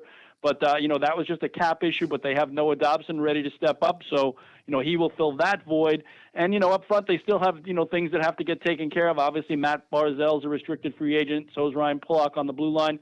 They've got to get those deals done. And then hopefully with this flat cap situation, still have some money to bring back guys who are unrestricted, like Matt Martin, who had an incredible playoffs and, is Mr. Islander in the community, like Andy Green, who, stepped up and did a great job, and like even Derek Brassard, who, did a nice job playing both center and wing. So they do have challenges with the flat cap to try to get back to exactly where they were. But when I think about, how much better they're going to be in goal, and if everything we've seen from Ilya Sorokin in the KHL is even partially what we see from him in the NHL, they are going to be so much stronger between the pipes that they are going to be that much of a better team. Yeah, I'm really excited to see what this team does. I mean, there was a little bit of point during the season, like, oh, maybe they're not as good, but then they rose back up in the playoffs. So maybe, hey, it's okay to be good in the playoffs, Alex. It's, you can, as long as you get to the dance, right? That's all that matters. True. So, but we'll have to wait and see whenever we start up, whether it be 48 games, whether it be 82 games, whether we start January, February. We can't wait to see the Islanders back on the ice in the NHL in general. We've been talking with the play-by-play voice of the Islanders, Chris King. Chris, wish we had more time today. Unfortunately, we got time constraints because we'd be probably talking for like 2 hours about Islanders history with you. Oh, absolutely. Because that would be a hoot and holler because all this stuff. Because, shoot, you've been around the team behind the scenes for the last 20 years. I'd like to know about Mike Milbury. No, I won't do that to him. We need a double show for that one. Oh, man. Going live for 5 hours with Chris King. No. There you go. Chris, thank you very much for taking the time, and hopefully we talk soon about some real hockey on the ice. All right, guys. Thanks so much for having me. Always great talking Islander hockey with you. And like you said, hopefully we have our season begin sooner rather than later. All right. Take care. Oh, that was Chris King. Two bangers, Alex. Look at that. Two bangers. Man, what a show. I wish we could. Oh, man. Can we tell Rando to call it for the night? Can we tell Rando? No, we're calling him back. Rando, absolutely not having a show. Absolutely Rando, not. taking the nightcap. No, No, you want to hear what Talking Minors with the Rando has on 12-ounce Sports. He's been talking with the Danbury play-by-play. Not Danbury, excuse me. Danbury Hat Tricks play-by-play guy tonight. And I'm talking more about the FPHL and what it's like being a Tennessee Titans fan. Apparently that's a bad thing. Oh, boy. Which is funny because they're good this year. Are they? They lost last night. They lose yesterday? I don't know. Well, if they lose, they're probably not that good. Well, they were undefeated, then they played. Here's the question. Are they better than the Lions? Buddy, Joe Burrow is better than the Lions. They may be 2-5-1, but Joe Burrow and the Cincinnati Bengals are already showing that they're better. Hashtag TKS. Tell us what you think about the episode. We'll have the replay tomorrow on our YouTube channel, but also make sure you follow us when we post it on our social medias at The Kuehl Show, on Facebook, Twitter, Instagram. The Twitch thing is still a thing, but we never ever go on there because we never have anything posted ourselves. Maybe we'll do that sometime. Next Monday, guys. Next Monday. I don't have the graphic up because I'm an idiot. No. The Detroit Red Wings trivia battle of the century. Not really the century, but it's early on. Of the season? Of the history of this episode? It is the Detroit Red Wings trivia battle of the month of November. Of the history of this episode, because the last time we tried to do something similar to this, it was basically just a NHL trivia game, and it was cringeworthy. Yeah, it was bad. So, we're going to have Thomas Biondo versus Harrison Watt to be determine who is the captain of the 5-timers club, because there are going to be 9-timers, but they're going to show who's the captain of the 5-timers club, because apparently king. What? King. No, captain. They're going to get shirts with C's on them. The winner's going to get a shirt with a C on it. That's funny. And then the other one doesn't get one. He doesn't get a letter at all. Doesn't even get an A. No, they'll get an A. Doesn't even get an A. Assistant cap. Doesn't even get Assistant an A. cap. Doesn't even get an A. No, can we give him a shirt then that says 5-timers club Waterboy? No. That could be the thing. That'd be hilarious. Stick guy. But stick kid. Alex, I said I was going to take it home. You finish it off because you're the one that's good at this thing. Well, shoot. Upcoming next on 12-Ounce Sports, Talking Minors with the Rando. I did all that. We already talked about Just what say goodbye. About. For Tyler, I am your host, Alex. We will see you next time. Goodbye, everybody. You turn off the mics this time, Alex? Or do you have to go to the bathroom again? I don't really have to pee anymore, so I'll leave it up to you. Shall we leave the mics on? I don't know. Maybe turn them off before I say something really bad right now. You stupid son of a...